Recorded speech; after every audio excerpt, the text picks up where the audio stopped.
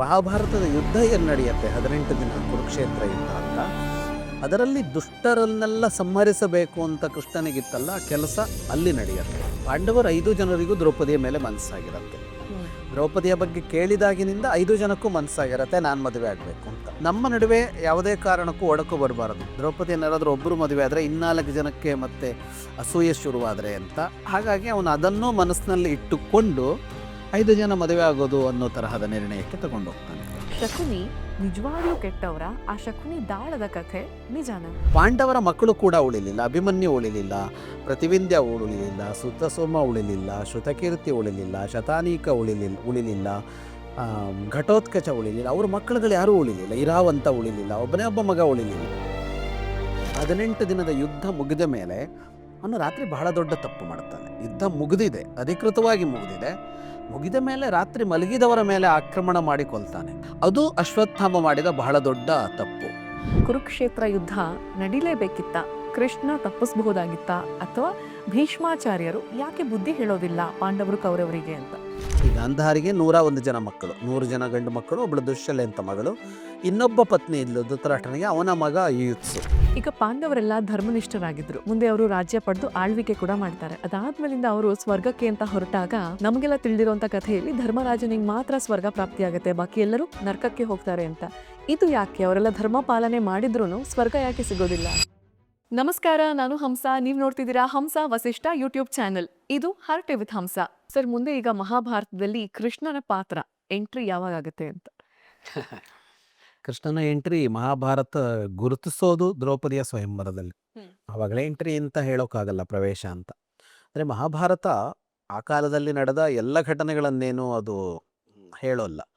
ಬಹಳ ಪ್ರಮುಖವಾದ ಕಥೆಯ ಹರಿವಿಗೆ ಬೇಕಾದ ಘಟನೆಗಳನ್ನು ಮಾತ್ರ ಹೇಳುತ್ತೆ. ಹಾಗಾಗಿ ಮೊಟ್ಟ ಮೊದಲಿಗೆ ಕೃಷ್ಣ ಕಾಣಿಸೋದು ದ್ರೌಪದಿಯ ಸ್ವಯಂವರದ ಹೊತ್ತಿನಲ್ಲಿ. ದ್ರೌಪದಿಯ ಸ್ವಯಂವರಕ್ಕೆ ಎಲ್ಲರೂ ಬಂದಿರ್ತಾರೆ, ಎಲ್ಲ ರಾಜರುಗಳು ಬಂದಿರ್ತಾರೆ, ಯಾದವರು ಬಂದಿರ್ತಾರೆ, ಕೃಷ್ಣ ಬಲರಾಮ. ಆದರೆ ಅವರು ಸ್ಪರ್ಧಿಸೋದಕ್ಕೆ ಬಂದಿರೋದಿಲ್ಲ, ದ್ರೌಪದಿ ವಿವಾಹವಾಗೋದಕ್ಕೆ ಅಂತ ಬಂದಿರೋದಿಲ್ಲ, ಸುಮ್ಮನೆ ಆಮಂತ್ರಣ ಎತ್ತಲ್ಲ ಅಂತ ಬಂದಿರ್ತಾರೆ. ಅಲ್ಲಿ ಬಂದ ಕೃಷ್ಣ ಆಮೇಲೆ ಶಾಶ್ವತವಾಗಿ ಪಾಂಡವರ ಜೊತೆಗೆ ಎಲ್ಲ ವಿಷಯಗಳಲ್ಲೂ ನಿಲ್ತಾನೆ. ಅದಕ್ಕಿಂತ ಮೊದಲು ಯಾದವರಾಗಲಿ ಅಥವಾ ಕೃಷ್ಣ ಆಗಲಿ ಇವರ ಕಷ್ಟ ನಷ್ಟಗಳಿಗೆ ಅವರು ಬಂದು ಸಹಾಯ ನೀಡಿದ್ದಾಗಲಿ ಮಾರ್ಗದರ್ಶನ ಮಾಡಿದ್ದಾಗಲಿ ಕಾಣಿಸೋದಿಲ್ಲ. ಇದರ ಅನಂತರ ಅಂತ ಅಂದರೆ ಅಲ್ಲಿ ಅವರು ಖಾಂಡವ ಪ್ರಸ್ಥವನ್ನು ಇಂದ್ರಪ್ರಸ್ಥವಾಗಿ ಕಟ್ಟುವ ಕಾಲ. ಅಂದರೆ ರಾಜ್ಯವನ್ನು 2 ವಿಭಾಗಿಸಿ ಅವರಿಗೊಂದು ಭಾಗ ಕೊಡ್ತಾರಲ್ಲ, ಖಾಂಡವ ಪ್ರಸ್ಥ ಅಂತ ಒಂದು ಕಾಡಿರುವ ಪ್ರದೇಶ. ಅದು ಇವತ್ತಿನ ದೆಹಲಿಯ ಭಾಗ. ಅದು ಈ ದೆಹಲಿ ಇದೆಯಲ್ಲ, ಅದೇ ಅದರ ಹೊರವಲಯದಲ್ಲಿ ಬರುತ್ತೆ. ಅದು ಇಂದ್ರಪ್ರಸ್ಥ ಪಾಂಡವರು ಕಟ್ಟಿದ್ದು. ಅದರ ವಿಸ್ತಾರವೇ ಇವತ್ತಿನ ನವದೆಹಲಿ. ಅಲ್ಲಿ ಅದನ್ನು ಕಟ್ಟುವ ಹೊತ್ತಿನಲ್ಲಿ ಕೂಡ ಕೃಷ್ಣ ಅವ್ರ ಜೊತೆಗೆ ಇರ್ತಾನೆ. ಅಲ್ಲಿಂದ ಆರಂಭ ಆಗುತ್ತೆ. ಆಮೇಲೆ ಅವರು ರಾಜಸೂಯ ಯಾಗ ಮಾಡ್ತಾರೆ.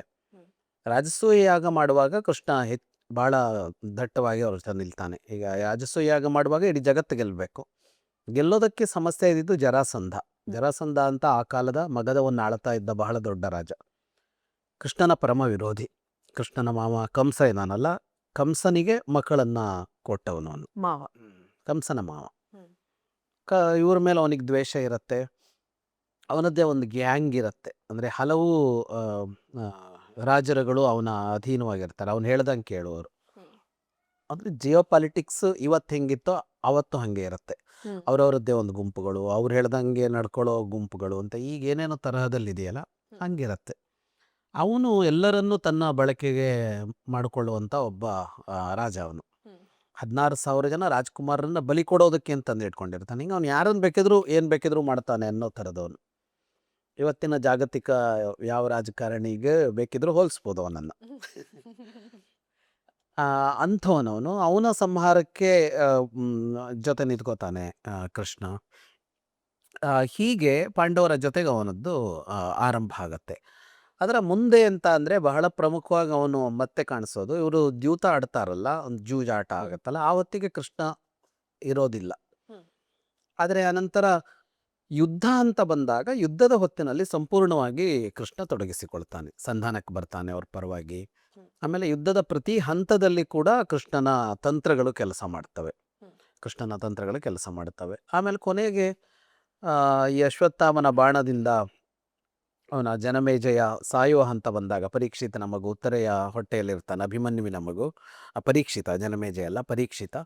ಆ ಪರೀಕ್ಷಿತನನ್ನು ಉಳಿಸ್ತಾನೆ. ಇಷ್ಟು ಪ್ರಮುಖ ಘಟ್ಟಗಳು ಅಂತ ಕೃಷ್ಣನಲ್ಲಿ ಕಾಣಸಿಗೋದು. ಆದರೆ ಒಟ್ಟು ನೋಡಿದಾಗ ಕೃಷ್ಣನ ತಂತ್ರಗಳು ಮಹಾಭಾರತದಲ್ಲಿ ತುಂಬ ಕೆಲಸ ಮಾಡಿವೆ. ಕೃಷ್ಣನಿಗೆ ಏನೋ ಒಂದು ಆಗಬೇಕಾಗಿತ್ತು, ಅದಕ್ಕೆ ಬೇಕಾಗುವಂತೆ ಅವನು ಈ ಎಲ್ಲ ಘಟನೆಗಳನ್ನು ಬಳಸ್ಕೊಂಡಿದ್ದು ಕಾಣಿಸುತ್ತೆ. ಅಂದರೆ ಅವನಿಗೆ ದುಷ್ಟಕ್ಷತ್ರಿಯರ ನಾಶ ಮಾಡಬೇಕಿತ್ತು ಕೃಷ್ಣನಿಗೆ. ಅವನ ಅವತಾರದ ಸಂಕಲ್ಪ ಕೂಡ ಅದೇ ಆಗಿತ್ತಲ್ಲ. ಅದಕ್ಕೆ ಈ ಒಂದು ವಿವಾದ ಹುಟ್ಕೊಳ್ತಲ್ಲ ಇವ್ರ ನಡುವೆ. ಈ ವಿವಾದವನ್ನು ಒಂದು ವೇದಿಕೆಯಾಗಿ ಕೃಷ್ಣ ಬಳಸ್ಕೊಳ್ತಾನೆ. ಹಾಗಂತ ಅವನೇ ಅದನ್ನು ಮೂವ್ ಮಾಡೋಲ್ಲ. ಭಾಳ ಚೆನ್ನಾಗಿರುತ್ತೆ ಅವನ ನಡೆ. ಹೇಗೆ ಅಂದರೆ ಅವನು ತಟಸ್ಥವಾಗಿ ಇರ್ತಾನೆ. ಹಾಗಂತ ಅದು ಅವನಿಗೆ ಬೇಕಾಗುವಂತೆ ನಡೀತಾ ಹೋಗೋ ಥರ ಇವರೇ ಮಾಡಿಕೊಡ್ತಾ ಹೋಗ್ತಾರೆ ಅನ್ನೋ ಥರ ಆಗುತ್ತೆ. ಹಾಗಾಗಿ ಇಡೀ ಮಹಾಭಾರತ ಅಂತ ನೋಡಿದಾಗ ಅದು ಕೃಷ್ಣ ಕಥೆ ಅಂತ ಹೇಳಬಹುದಾದ, ಅಂದರೆ ಕೃಷ್ಣನ ಅವತಾರಕ್ಕೆ ಸಂಬಂಧಿಸಿದ ಬಹುಮುಖ್ಯ ಘಟನೆ ನಡೆಯೋದು ಮಹಾಭಾರತದಲ್ಲಿ. ಈಗ ಅವನ ಕತೆ, ಪೂರ್ಣ ಕತೆ ಬರೋದು ಭಾಗವತದಲ್ಲಿ. ಕೃಷ್ಣನ ಹುಟ್ಟಿನ ಕಥೆಗಳು, ಬಾಲಲೀಲೆಗಳು, ಕೊನೆಯವರೆಗಿನ ಕಥೆಗಳು ಅಲ್ಲಿ ಬರುತ್ತೆ. ಮಹಾಭಾರತ ಅವನನ್ನ ಮೇಲೆ ಫೋಕಸ್ ಆಗಿ ನಿಂತಿರುವ ಕಥೆ ಅಲ್ಲ. ಆದರೆ ಮಹಾಭಾರತದ ಯುದ್ಧ ಏನು ನಡೆಯುತ್ತೆ, 18 ದಿನ ಕುರುಕ್ಷೇತ್ರ ಯುದ್ಧ ಅಂತ, ಅದರಲ್ಲಿ ದುಷ್ಟರನ್ನೆಲ್ಲ ಸಂಹರಿಸಬೇಕು ಅಂತ ಕೃಷ್ಣನಿಗಿತ್ತಲ್ಲ ಕೆಲಸ, ಅಲ್ಲಿ ನಡೆಯುತ್ತೆ. ಆದ್ದರಿಂದ ಕೃಷ್ಣಾವತಾರ ಅಂತ ತೆಗೆದುಕೊಂಡಾಗ ಮಹಾಭಾರತ ಅನ್ನೋದು ಕೃಷ್ಣನ ಪ್ರಮುಖವಾದ ಸಾಧನ ಅಂತ ಕಾಣಿಸುತ್ತೆ. ಈಗ ಜನಸಾಮಾನ್ಯರಲ್ಲಿ ರಾಮ ಅಂದ ತಕ್ಷಣ ಆತ ಆದರ್ಶ ಪುರುಷ, ಅಂದ್ರೆ ನ್ಯಾಯ ನಿಷ್ಠೆ ಹೀಗೆ ನಡೆದವರು. ಕೃಷ್ಣ ಅಂದ್ರೆ ಹಾಗಲ್ಲ, ಹೇಗ್ ಬೇಕೋ ಹಾಗೆ ಪಕ್ಷಪಾತ ಮಾಡ್ಬಿಟ್ರು ಅಥವಾ ದಿಕ್ ತಪ್ಪಿಸಿದ್ರು, ಈ ತರದೆಲ್ಲ ಒಂದು ಮಾತಿದೆ ಆಡು ಭಾಷೆನಲ್ಲಿ. ಇದು ನಿಜಾನ ಅಥವಾ ಅಲ್ವಾ ಅಂತ? ಇಲ್ಲ, ಅದು ಭಾಳ ತಪ್ಪಾದ ಇದು. ರಾಮನ ಲೆಕ್ಕ ಕೃಷ್ಣನ ಲೆಕ್ಕ ಅಂತ ಹೇಳೋದು, ಆಮೇಲೆ ರಾಮ ನಡೆದಂಥ ನಡೆ ಕೃಷ್ಣ ನುಡಿದಂತೆ ನಡೆ ಅಂತೆಲ್ಲ ಹೇಳೋದು ಅಲ್ಲ, ಇದೆಯಲ್ಲ ಹಾಗೆಲ್ಲ ಕಾಣಿಸೋಲ್ಲ. ರಾಮ ಹೇಗಿದ್ನೋ ಕೃಷ್ಣನೂ ಹಾಗೆ ಇದ್ದ. ಯಾವುದೋ ಏಕಪತ್ನಿ ವ್ರತಸ್ಥ ಅನ್ನೋ ವಿಷಯಗಳನ್ನು ಹೊರತುಪಡಿಸಿ ಇವನಿಗೆ 8 ಜನ ಹೆಂಡತಿಯರಿದ್ದರು ಅಂತ ಬಿಟ್ಟರೆ ಆ ಥರದ್ದು ರಾಜಾನೋ ಬಹುವಲ್ಲಭ ಅಂತ. ಆಗ ಎಲ್ಲ ರಾಜರುಗಳಿಗೂ ಒಬ್ಬರಿಗಿಂತ ಹೆಚ್ಚು ಪತ್ನಿಯರು ಇರ್ತಾ ಇದ್ದರು. ಅಂಥದ್ದನ್ನು ಬಿಟ್ಟು ಅವನ ನಡೆ ಇದೆಯಲ್ಲ, ಅದು ಅತ್ಯಂತ ಆದರ್ಶಮಯವಾದದ್ದು. ಕೃಷ್ಣನ ನಡೆಯನ್ನು ಅನುಸರಿಸಲೇಬೇಕು ಅಂತ. ಈಗ ಭಗವದ್ಗೀತೆಯಲ್ಲಿ ಅವನೇನು ಹೇಳ್ತಾನೋ ಹಾಗೇ ಬದುಕಿದವನು ಅವನು ಅಂತ. ಅಂದರೆ ನ್ಯಾಯ ಧರ್ಮ ಅನ್ನೋದು ಮುಖ್ಯವೇ ಹೊರತು ಬೇರೆ ಏನೂ ಅಲ್ಲ. ಯಾವುದಕ್ಕೂ ಎಲ್ಲವನ್ನೂ ಪ್ರೀತಿಸು, ಆದರೆ ಯಾವುದಕ್ಕೂ ಅಂಟಿಕೊಳ್ಳಬೇಡ ಅನ್ನೋ ಥರ ಅವನು ಹೇಳ್ತಾನಲ್ಲ. ಅಂದರೆ ನಂಟಿರಲಿ, ಅಂಟು ಬೇಡ ಅಂತ ಗೀತೆಯಲ್ಲಿ ಅವನೇನು ಉಪದೇಶ ಮಾಡ್ತಾನೆ, ಹಾಗೆ ಬದುಕಿದ್ದ. ಈಗ ಅವನದೇ ಇವರು ಯಾದವರು ಅವರೇ ದುಷ್ಟರು ಅಂತ ಅಂದಾಗ ಅವನೇ ನಿಂತವರ ಸಂಹಾರ ಮಾಡ್ತಾನೆ. ಅವ್ರು ಹೊಡೆದಾಟಕೊಳ್ತಾ ಇದ್ರು ನಿಲ್ಲಿಸೋಲ್ಲ, ಅದಕ್ಕೆ ಮತ್ತಷ್ಟು ಒತ್ತು ಕೊಟ್ಟು ಅವನೇ ಅವರೆಲ್ಲರನ್ನೂ ಸಂಹಾರ ಮಾಡ್ತಾನೆ. ಅಂದರೆ ತನ್ನವರು ಬೇರೆಯವರು ಅಂತ ಭಾವಿಸುವಾಗ ಒಳ್ಳೆಯವರ ಕೆಟ್ಟವರ ಅಂತ ನೋಡುವ, ಧರ್ಮಿಷ್ಠರ ಅಧರ್ಮಿಷ್ಠರ ಅಂತ ನೋಡುವ, ನ್ಯಾಯಸ್ಥರ ಅನ್ಯಾಯಸ್ಥರ ಅಂತ ನೋಡುವ ಆ ಆದರ್ಶಗಳಷ್ಟು ಕೃಷ್ಣನಲ್ಲಿ ಕಾಣಿಸುತ್ತೆ. ಆಮೇಲೆ ಬಹಳ ಮುಖ್ಯವಾಗಿ ಏನು ಅಂದರೆ ಅದೇ ಅವನೇ ಹೇಳಿದ ಕರ್ಮಗಳನ್ನು ಫಲಾಪೇಕ್ಷೆ ಇಲ್ಲದೆ ಮಾಡೋದು, ಯಾವುದಕ್ಕೂ ಅಂಟಿಕೊಳ್ಳದೇ ಇರೋದು. ಅಂದರೆ ಮನಸ್ಸನ್ನು ಇದರ ಜೊತೆಗೆ ಸೇರಿಸ್ಕೊಂಡು ಕೂಡ ಇದರಿಂದ ಭಿನ್ನವಾಗಿ ನಾನೊಬ್ಬ ಉಳಿದುಕೊಳ್ಳೋ ಥರ. ನಮ್ಮ ಇಡೀ ಬದುಕು ಯಾವುದ್ಯಾವ್ದ್ರ ಜೊತೆಗೆ ಅಂಟ್ಕೊಂಡಿರುತ್ತೆ. ವಸ್ತು, ವಿಷಯ, ವ್ಯಕ್ತಿ, ಆಸೆ, ಆಕಾಂಕ್ಷೆ, ಸೋಲು, ಗೆಲುವು ಎಲ್ಲದ್ರ ಜೊತೆಗೆ ಜೋಡಿಸ್ಕೊಂಡೇ ಇರುತ್ತೆ. ಕೃಷ್ಣನ ಬದುಕು ಹಾಗೆ ಜೋಡಿಸ್ಕೊಂಡಿತ್ತು. ಆದರೆ ಅವನು ಅದೆಲ್ಲದಕ್ಕಿಂತ ಭಿನ್ನವಾಗಿಯೂ ಇದ್ದ. ಅವನು ಅದರ ಜೊತೆ ಜೋಡಿಸ್ಕೋತಾ ಇದ್ದ, ಗೆಲುವಿಗೆ ಹೋರಾಟ ಮಾಡ್ತಾ ಇದ್ದ, ಏನೋ ಸೋಲು ಬಂದಾಗ ಅವನು ನೋಯ್ತಾ ಇದ್ದ ಅನ್ನೋ ಅಂಶಗಳೆಲ್ಲ ಇದೆ. ಅದೆಲ್ಲವನ್ನು ಹೊರತುಪಡಿಸಿ ಒಬ್ಬ ಕೃಷ್ಣ ಅಂತ ಬೇರೆ ಇರ್ತಾ ಇದ್ದ. ಹಾಗಿರಬೇಕು ಅಂತ ಬೋಧನೆ ಮಾಡಿದವನು ಅವನು. ಅದು ನಮಗೂ ಆಗಬೇಕಾಗಿದೆ ಹಾಗೆ ಅಂತ. ಅಂದರೆ ಏನು ಬೇಕಿದ್ರೂ ಆಗ್ತಾ ಇರಲಿ, ಅದೆಲ್ಲವನ್ನೂ ಮಾಡ್ತಾ ಇರ್ತೀವಿ, ಆದರೆ ಅದರಿಂದ ಹೊರಗಿರಬೇಕು. ನಾವು ಹೊರಗಿದ್ದು ನಮ್ಮನ್ನು ನಾವು ನೋಡೋದಕ್ಕೆ ಬರಬೇಕು. ಮೂರನೇ ವ್ಯಕ್ತಿ ನಮ್ಮ ಬದುಕನ್ನು ಹೇಗೆ ನೋಡ್ತಾನೋ, ಅಥವಾ ಇನ್ನು ಮೂರನೇ ಒಬ್ಬ ವ್ಯಕ್ತಿಯ ಬದುಕನ್ನು ನಾವು ಹೊರಗೆ ನಿಂತು ಹೇಗೆ ನೋಡ್ತೀವೋ, ಅಂದರೆ ನಮ್ಮ ಸಂಬಂಧಪಡದೇ ಇರೋ ಒಬ್ಬ ವ್ಯಕ್ತಿಯ ಬದುಕಿನಲ್ಲಾಗಿದ್ದನ್ನು ನಾವು ತಟಸ್ಥವಾಗಿ ನೋಡ್ತೀವಲ್ಲ, ನಮ್ಮದೇ ಬದುಕನ್ನು ನಾವು ತಟಸ್ಥವಾಗಿ ನೋಡುವಂತೆ ನಮಗೆ ಭಿನ್ನವಾಗಿ ನಿಂತ್ಕೊಳ್ಳೋಕೆ ಗೊತ್ತಿರಬೇಕು. ಇಂತಹ ಅದ್ಭುತವಾದ ತಾತ್ವಿಕ ಜೀವನವನ್ನು ಮಾಡಿ ತೋರಿಸಿಕೊಟ್ಟವನು ಕೃಷ್ಣ. ಹಾಗಾಗಿ ರಾಮನನ್ನು ಹೇಗೆ ಅನುಸರಿಸಬೇಕೋ ಕೃಷ್ಣನನ್ನು ಖಂಡಿತ ಅನುಸರಿಸಬೇಕು. ಈಗ ದ್ರೌಪದಿ ಹಾಗೇನೆ ಪಾಂಡವರ ವಿವಾಹ. ಕುಂತಿ ಹೇಳ್ತಾರೆ 5 ಜನ ಹಂಚ್ಕೊಳ್ಳಿ ಅಂತ. ಯಾಕೆ ಈ ತರ ಹೇಳ್ತಾರೆ ಅಂತ ಒಂದು, ಹಾಗೆ ದ್ರೌಪದಿಯನ್ನ ಮದುವೆ ಆಗೋಕ್ಕೂ ಮುಂಚೆ ಪಾಂಡವರಿಗೆ ಬೇರೆ ಮದ್ವೆಗಳು ಆಗಿದ್ವಾ ಅಂತ. ದ್ರೌಪದಿಯನ್ನು ಮದುವೆ ಆಗೋದಕ್ಕಿಂತ ಮೊದಲು ಪಾಂಡವರಿಗೆ ಮದುವೆ ಆಗಿರಲಿಲ್ಲ. ಭೀಮನಿಗೆ ಮಾತ್ರ ಆಗಿತ್ತು ಹಿಡಿಂಬೆ ಜೊತೆಗೆ. ಉಳಿದ ಪಾಂಡವರಿಗೆ ವಿವಾಹ ಆಗಿರಲಿಲ್ಲ. ದ್ರೌಪದಿಯನ್ನು ಮದುವೆ ಆದಮೇಲೆ ಪಾಂಡವರಿಗೆ ವಿವಾಹ ಆಗಿದೆ. ಯುಧಿಷ್ಠಿರನಿಗೆ ಇನ್ನೊಬ್ಬ ಪತ್ನಿ ಇದ್ಲು, ನಕುಲನಿಗೆ ಬೇರೆ ಪತ್ನಿ ಇದ್ಲು, ಸಹದೇವನಿಗೆ ಬೇರೆ ಪತ್ನಿ ಇದ್ಲು, ಮತ್ತು ಅರ್ಜುನನಿಗೆ ಸುಭದ್ರೆ, ಉಲೂಪಿ, ಚಿತ್ರಾಂಗದೆ ಅಂತ 3 ಜನ ಪತ್ನಿಯರಿದ್ದರು. ಆದರೆ ದ್ರೌಪದಿಯ ಸ್ವಯಂವರ ಆಗುವಾಗ ಹಿಡಿಂಬೆಯ ಜೊತೆಗೆ ಭೀಮನಿಗೆ ವಿವಾಹ ಆಗಿತ್ತಷ್ಟೇ, ಉಳಿದವರಿಗೆ ಆಗಿರಲಿಲ್ಲ. ಕುಂತಿ ಹಾಗೆ ಹೇಳೋದು ಅನ್ನೋದು ಅದು ಆಕಸ್ಮಿಕವಾದ ಒಂದು ಘಟನೆ.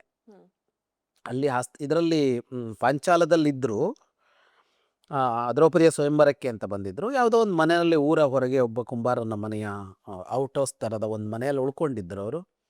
ಇವರೆಲ್ಲ ಹೋಗಿದ್ರು. ಅವರು ಅವಾಗ ಹೇಗಿರ್ತಾ ಇದ್ರು ಅಂದರೆ, ಅದು ಅರಗಿನ ಮನೆಯಲ್ಲಿ ಇವರನ್ನು ಕೊಲ್ಲೋದಕ್ಕೆ ಅಂತ ಮಾಡಿದ ಅನಂತರ ಅದು. ಆಮೇಲೆ ಅವ್ರು ಏನಾಗಿದ್ರು ಅಂದರೆ ಬ್ರಾಹ್ಮಣ ವೇಷ ಧರಿಸ್ಕೊಂಡಿರ್ತಾ ಇದ್ರು ಪಾಂಡವರು. ಅಂದರೆ ಅವರಿಗೆ ದುರ್ಯೋಧನಾದಿಗಳ ಭೀತಿ ಇತ್ತು, ಏನು ಮಾಡ್ತಾರೋ ಅಂತ ಭಯ ಇತ್ತು. ಹಾಗಾಗಿ ಬ್ರಾಹ್ಮಣ ವೇಷದಲ್ಲಿ ಇರ್ತಾ ಇದ್ರು. ಮತ್ತು ಹೊಟ್ಟೆಪಾಡಿಗೂ ಏನೋ ಒಂದು ಬೇಕಲ್ಲ, ಬ್ರಾಹ್ಮಣ ವೇಷ ಧರಿಸಿ ಭಿಕ್ಷೆ ಬೇಡಿ ಬದುಕ್ತಾ ಇದ್ರು ಅವರು. ಭಿಕ್ಷೆ ಬೇಡೋದು ಅಂದರೆ ಇವತ್ತು ನಾವು ಭಿಕ್ಷೆ ಬೇಡೋದು ಅಂತ ಹೇಳ್ತೀವಲ್ಲ, ಅಷ್ಟು ಕನಿಷ್ಠ ಆಗಿರಲಿಲ್ಲ ಆ ಕಾಲದಲ್ಲಿ. ಯಾರಾದರೂ ಒಬ್ಬ ಮನೆಗೆ ಭಿಕ್ಷೆಗೆ ಅಂತ ಬಂದರೆ ಭಾಳ ಗೌರವಯುತವಾಗಿ ಕೊಡ್ತಾ ಇದ್ರು. ಅದೊಂದು ಕೀಳು ವೃತ್ತಿ ಅನ್ನೋ ಥರ ಇರಲಿಲ್ಲ. ಹಾಗೆ ಭಿಕ್ಷೆ ಬೇಡ ಬದುಕ್ತಾ ಇದ್ರು. ದಿನ ಏನು ಮಾಡ್ತಾ ಇದ್ರು ಅಂದರೆ, ಇವರು ಬೆಳಗ್ಗೆ ಎದ್ದು ಮನೆಯಿಂದ ಹೊರಗಡೆ ಹೋಗಿ ಭಿಕ್ಷೆ ಸಂಪಾದನೆ ಮಾಡ್ಕೊಂಡು ಬರ್ತಾ ಇದ್ರು, ತರ್ತಾ ಇದ್ರು ಮನೆಗೆ. ಕುಂತಿ ಹೋಗ್ತಾ ಇರಲಿಲ್ಲ ಭಿಕ್ಷೆಗೆ. ಹಾಗಾಗಿ ಸಹಜವಾಗಿ ಅವರು ಬಂದರು, ದ್ರೌಪದಿಯನ್ನು ಗೆದ್ದು ತಂದಿದ್ರು. ಅವರು ಭಿಕ್ಷೆ ತಂದಿದ್ದೇವೆ ಅಂತ ಕನ್ಯಾ ಭಿಕ್ಷೆ ಅನ್ನೋ ಥರದ ಅಲ್ಲಿ ಹೇಳಿದ್ರು ಅವರು. ಇವಳು ಸಹಜವಾಗಿ ಏನು ಹೇಳಿದ್ಲು ಅಂದರೆ, ಹಂಚಿಕೊಳ್ಳಿ 5 ಜನ ಅಂತ ಹೇಳಿಬಿಟ್ಲು. ಮರುಕ್ಷಣವೇ ಗೊತ್ತಾಯಿತು ಬಂದಿದ್ದು ದ್ರೌಪದಿ ಅಂತ. ಹಾಗಾಗಿ ಅದು ಆಕಸ್ಮಿಕವಾಗಿ ಅವಳ ಬಾಯಲ್ಲಿ ಬಂದ ಮಾತೋದು. ಅದನ್ನು ಯುಧಿಷ್ಠಿರ ಗಟ್ಟಿ ಮಾಡ್ತಾನೆ. ತಾಯಿಯ ಬಾಯಲ್ಲಿ ಬಂದಿರೋದ್ರಿಂದ ಹಾಗೆ ನಡಿಬೇಕು ಅಂತ ಅವನು ಅದನ್ನು ಗಟ್ಟಿ ಮಾಡ್ತಾನೆ. ಆದರೆ ವಾಸ್ತವ ಏನು ಅಂದರೆ, ಬರೀ ಕುಂತಿಯ ಮಾತು ಮಾತ್ರ ಕಾರಣ ಆಗಿರೋದಿಲ್ಲ ಅವನಿಗೆ. ಪಾಂಡವರು 5 ಜನರಿಗೂ ದ್ರೌಪದಿಯ ಮೇಲೆ ಮನಸ್ಸಾಗಿರತ್ತೆ. ದ್ರೌಪದಿಯ ಬಗ್ಗೆ ಕೇಳಿದಾಗಿನಿಂದ 5 ಜನಕ್ಕೂ ಮನಸ್ಸಾಗಿರತ್ತೆ, ನಾನು ಮದುವೆ ಆಗಬೇಕು ಅಂತ. ಹಾಗಾಗಿ ಯುಧಿಷ್ಠಿರನ ಮನಸ್ಸಿನಲ್ಲಿ ಅವನು ಬಹಳ ಜಾಣ್ಮೆಯಿಂದ ಮುಂದೇನಾಗತ್ತೆ ಅಂತ ಯೋಚನೆ ಮಾಡಿ ನಿರ್ಣಯ ತೆಗೆದುಕೊಳ್ಳೋನು. ಕುಂತಿ ಹೇಳಿದ ಮಾತು ಅವನಿಗೆ ಪೂರಕವಾಯಿತು. ನಮ್ಮ ನಡುವೆ ಯಾವುದೇ ಕಾರಣಕ್ಕೂ ಒಡಕು ಬರಬಾರದು. ದ್ರೌಪದಿಯನ್ನೇನಾದರೂ ಒಬ್ಬರು ಮದುವೆ ಆದರೆ 4 ಜನಕ್ಕೆ ಮತ್ತೆ ಅಸೂಯೆ ಶುರುವಾದರೆ ಅಂತ. ಹಾಗಾಗಿ ಅವನು ಅದನ್ನೂ ಮನಸ್ಸಿನಲ್ಲಿ ಇಟ್ಟುಕೊಂಡು 5 ಜನ ಮದುವೆ ಆಗೋದು ಅನ್ನೋ ತರಹದ ನಿರ್ಣಯಕ್ಕೆ ತಗೊಂಡೋಗ್ತಾನೆ ಅದನ್ನು. ಈಗ ದ್ರೌಪದಿ 5 ಜನನ ಮದುವೆ ಆದ್ರೂ ಕೂಡ ಆಕೆ ಪತಿವ್ರತೆ ಅಂತಾನೆ ಕರೆಸ್ಕೊಳ್ತಾರೆ. ಇದು ಹೇಗೆ ಈ ವಿಚಾರ ಅಂತ? ಈ ಪತಿವ್ರತೆ ಅನ್ನುವ ಅಂಶ ಇದೆಯಲ್ಲ, ನಾವು ಹಿಂದೊಂದ್ಸಲ ಮಾತನಾಡುವಾಗ ಕ್ರಿಯೆ ಮತ್ತು ಉದ್ದೇಶ ಅಂತ 2 ಅಂಶಗಳನ್ನು ಇಟ್ಕೊಂಡು ಯಾವುದನ್ನು ನಿರ್ಣಯಿಸೋದು ಕ್ರಿಯೆಯ ಮೂಲಕ ಅಲ್ಲ, ಉದ್ದೇಶ ಮತ್ತು ಪರಿಣಾಮದ ಮೂಲಕ ಅಂತ. ನಮ್ಮಲ್ಲಿ ಪಂಚಪತಿವ್ರತೆಯರು ಅಂತ 5 ಜನರನ್ನ ಕರೀತಾರೆ. ಅಹಲ್ಯ, ದ್ರೌಪದಿ, ಸೀತಾ, ತಾರಾ, ಮಂಡೋದರಿ ತಥಾ ಅಂತ. ಅಹಲ್ಯೆ, ದ್ರೌಪದಿ, ಸೀತೆ, ತಾರೆ, ಮಂಡೋದರಿ. ಇದರಲ್ಲಿ ಮಂಡೋದರಿಯನ್ನು ಹೊರತುಪಡಿಸಿದರೆ 4 ಜನರ ಬದುಕು ಸಹಜ ಬದುಕೇನೂ ಅಲ್ಲ. ಆದರೆ ಅವರನ್ನು ಪತಿವ್ರತೆಯರು ಅಂತ ಕರಿತಾ ಇದ್ದೀವಿ ನಾವು. ಇದಕ್ಕೆಲ್ಲ ಬೇರೆ ಕಾರಣಗಳಿವೆ. ದ್ರೌಪದಿಯನ್ನ ಅಲ್ಲಿಗೆ ಪತಿವ್ರತೆ ಅಂತ ಕರೆಯುವ ಅಂಶ ಏನು ಅಂತ ಅಂದರೆ, ಈ ಪತಿನಿಷ್ಠೆ ಅಂತ ಅಂದರೆ ಪತಿಯನ್ನು ಹೊರತುಪಡಿಸಿ ಬೇರೆ ಆಲೋಚನೆ ಇಲ್ಲ ಅಂತ. ಪತಿವ್ರತೆ ಅಥವಾ ಪತ್ನಿವ್ರತ, ಈಗ ರಾಮನಿಗೆ ಏಕಪತ್ನಿ ವ್ರತಸ್ಥ ಅಂತ ಹೇಳುವಾಗ, ಇಲ್ಲಿ ಪತಿವ್ರತೆ ಅಂತ ಹೇಳುವಾಗ ಏನಂದರೆ, ಮನಸ್ಸಿನಲ್ಲಿರಲಿ, ಕ್ರಿಯೆಯಲ್ಲಿರಲಿ, ಮಾತಿನಲ್ಲಿರಲಿ ತನ್ನ ಸಂಗಾತಿಯನ್ನು ಹೊರತುಪಡಿಸಿ ಬೇರೆಯವರ ಬಗ್ಗೆ ಒಂದು ಸಣ್ಣ ಆಸೆ ಕೂಡ ಹುಟ್ಟೋದಿಲ್ಲ ಅಂತ ಇದ್ದಾಗ ಪತಿವ್ರತೆ ಅನ್ನುವ ಇದನ್ನು ಕರೆಯೋದು. ಅಂದರೆ ಸಹಜವಾಗಿ ಬರೋದು ಹಾಗೆ, ಪತಿವ್ರತೆ ಅಂತ ಗುರುತಿಸೋದು ಹಾಗೆ. ದ್ರೌಪದಿಯ ವಿಷಯದಲ್ಲಿ ಅದು ಯಾಕೆ ಸಮಸ್ಯೆ ಅಲ್ಲ ಅಂದರೆ, 5 ಜನರನ್ನು ಅವಳು ಪತಿಯಾಗೆ ಸ್ವೀಕಾರ ಮಾಡಿದ್ದು. ಈಗ ಪಾತಿವ್ರತ್ಯಕ್ಕೆ ಸಮಸ್ಯೆಯಲ್ಲಿ ಬರ್ತಾ ಇತ್ತು ಅಂದರೆ, ಒಂದು ವೈವಾಹಿಕ ಸಂಬಂಧ ಆಗಿ ಇನ್ನೊಂದು ವಿವಾಹೇತರ ಸಂಬಂಧ ಆದರೆ ಮಾತ್ರ ಸಮಸ್ಯೆ. ಹಾಗಾಗಿ ದ್ರೌಪದಿಯ ವಿಷಯದಲ್ಲಿ ಸಮಸ್ಯೆ ಅಲ್ಲ. ಆದರೆ ಈ ಪ್ರಶ್ನೆ ಅಹಲ್ಯ ವಿಷಯಕ್ಕೆ ಬರಬೇಕು, ತಾರೆಯ ವಿಷಯಕ್ಕೆ ಬರಬೇಕು. ಅದು ಅಲ್ಲಿ ಬೇರೆದಿದೆ, ಬೇರೆ ಘಟನೆಗಳಿವೆ. ಅದೇ ದ್ರೌಪದಿಗಾಗಲ್ಲ. 5 ಜನ ಗಂಡಂದಿರು ಅಂತಲೇ ಅಧಿಕೃತವಾಗಿ ಮದುವೆ ಆಗಿರೋದು. 5 ಜನರನ್ನು ಅದೇ ಭಾವದಲ್ಲಿ ಅವಳು ಕಂಡವಳು ಅಂತ. ಈಗ ಶಕುನಿ ನಿಜವಾಗ್ಲೂ ಕೆಟ್ಟವರ? ಆ ಶಕುನಿ ದಾಳದ ಕಥೆ ನಿಜಾನ? ಶಕುನಿ ದಾಳದ ಕಥೆ ಸುಳ್ಳು. ಅದು ಆಮೇಲೆ ಹುಟ್ಟಿಕೊಂಡ ರೋಚಕ ಕಥೆ. ಅದು ಕಥೆಗೆ ರೋಚಕತೆಯನ್ನು ತರುವಾಗ ಹುಟ್ಟಿದ ಕಥೆ ಅದು ದಾಳ. ಈಗ ಭೀಷ್ಮ, ಇವರ ಮದುವೆಗೆ ಯೋಚನೆ ಮಾಡೋದು ಭೀಷ್ಮ. ಧೃತರಾಷ್ಟ್ರ ಮತ್ತು ಪಾಂಡು ವಯಸ್ಕರಾದಾಗ ಅವ್ರಿಗೆ ಮದುವೆ ಮಾಡಬೇಕು ಅಂತ ಯೋಚನೆ ಮಾಡ್ತಾನೆ. ಆಗ ಅವನ ಮನಸ್ಸಲ್ಲಿ ಅವನು ಜಗತ್ತಲ್ಲೆಲ್ಲ ಯಾವ ರಾಜಕುಮಾರಿಯರಿದ್ದಾರೆ ಏನು ಅಂತ ಹುಡುಕುವಾಗ 3 ಜನ ಅವನ ಮನಸ್ಸಿಗೆ ಬರ್ತಾರೆ. ಒಂದು ಗಾಂಧಾರಿ, ಒಂದು ಕುಂತಿ, ಒಂದು ಮಾದ್ರಿ. ಗಾಂಧಾರಿ ಆ 3 ಜನದ ಆಯ್ಕೆಯಲ್ಲಿ ಗಾಂಧಾರಿ ಆಯ್ಕೆಗೆ ಬಹಳ ಮುಖ್ಯ ಕಾರಣ ಅವಳು ಬಾಲ್ಯದಲ್ಲಿ ಶಿವನ ಕುರಿತು ತಪಸ್ ಮಾಡಿ 100 ಜನ ಮಕ್ಕಳನ್ನ ಪಡೆದುಕೊಳ್ಳುವ ವರ ಪಡೆದಿದ್ದಾಳೆ ಅಂತ ಇತ್ತಲ್ಲ. ಧೃತರಾಷ್ಟ್ರನಿಗೆ ಅದು ಬಹಳ ಮುಖ್ಯ ಅಂತ ಅನಿಸ್ತು. ಯಾಕಂದ್ರೆ ಅದಕ್ಕಿಂತ ಹಿಂದಿನ ತಲೆಮಾರಲ್ಲಿ ಉತ್ತರಾಧಿಕಾರಿತ್ವದ ಸಮಸ್ಯೆ ಆಗಿತ್ತಲ್ಲ, ನಿಯೋಗ ಅಲ್ಲ. ಹಾಗಾಗಿ 100 ಜನ ಮಕ್ಕಳು ಭರವಸೆ ಇದೆ ಅಂತಂದಾಗ ಅದು ಒಳ್ಳೆ ಟಿಕ್ ಆಗೋಯ್ತದು. ಅವನು ಹೇಳಿ ಕಳಿಸ್ತಾನ ಅಲ್ಲಿಗೆ, ನಾವು ಬಯಸಿದೀವಿ ನಿಮ್ಮ ಮಗಳನ್ನ ನಮ್ಮನೆಗೆ ತುಂಬಿಸ್ಕೊಳ್ಳೋದಕ್ಕೆ ಅಂತ. ಹೊರಗಡೆ ಕತೆ ಇದ್ದಾಗ ಇವನು ಹೋಗ್ತಾನೆ, ಅಲ್ಲಿ ಹೆದರಿಸ್ತಾನೆ ಬೆದರಿಸ್ತಾನೆ, ಹಂಗಲ್ಲ ಏನೂ ಕತೆ ಇಲ್ಲ. ಸಂಬಂಧ ಅಂತ ಬಂದಾಗ ಅವರಿಗೆ ಬಂಧ ಸಂಬಂಧ ಚಕ್ರವರ್ತಿ ಮನೆತನದ್ದು, ಬಹಳ ದೊಡ್ಡವರದು. ಧೃತರಾಷ್ಟ್ರ ಬಹಳ ಸುಂದರವಾಗಿದ್ದ, ಬಹಳ ಬಲಿಷ್ಠ, 10,000 ಆನೆಗಳ ಬಲ ಇತ್ತು ಅವನಿಗೆ. ಅವನು ಸಾಮಾನ್ಯ ಏನಲ್ಲ, ಕಣ್ಣು ಕಾಣಿಸ್ತಾ ಇರಲಿಲ್ಲ ಅಂತ ಮಾತ್ರ. ಅವನು ಬಹಳ ದೊಡ್ಡ ಪಂಡಿತ, ವಿದ್ವಾಂಸ, ಅವನೇನು ಕಡಿಮೆ ಇರಲಿಲ್ಲ. ಅವನ ಬಗ್ಗೆ ಗೊತ್ತಿತ್ತು ಅವರಿಗೆ. ಆದರೆ ಕಣ್ಣೊಂದಿಲ್ಲ ಅಂತ ಅವ್ರಿಗೆ ಅನ್ನಿಸ್ತು ಗಾಂಧಾರಿಯ ತಂದೆ ತಾಯಿಯರಿಗೆ. ಆದರೆ ಕಣ್ಣಿಲ್ಲ ಅನ್ನೋದು ಅವರಿಗೊಂದು ವಿಷಯ ಆಗಲಿಲ್ಲ.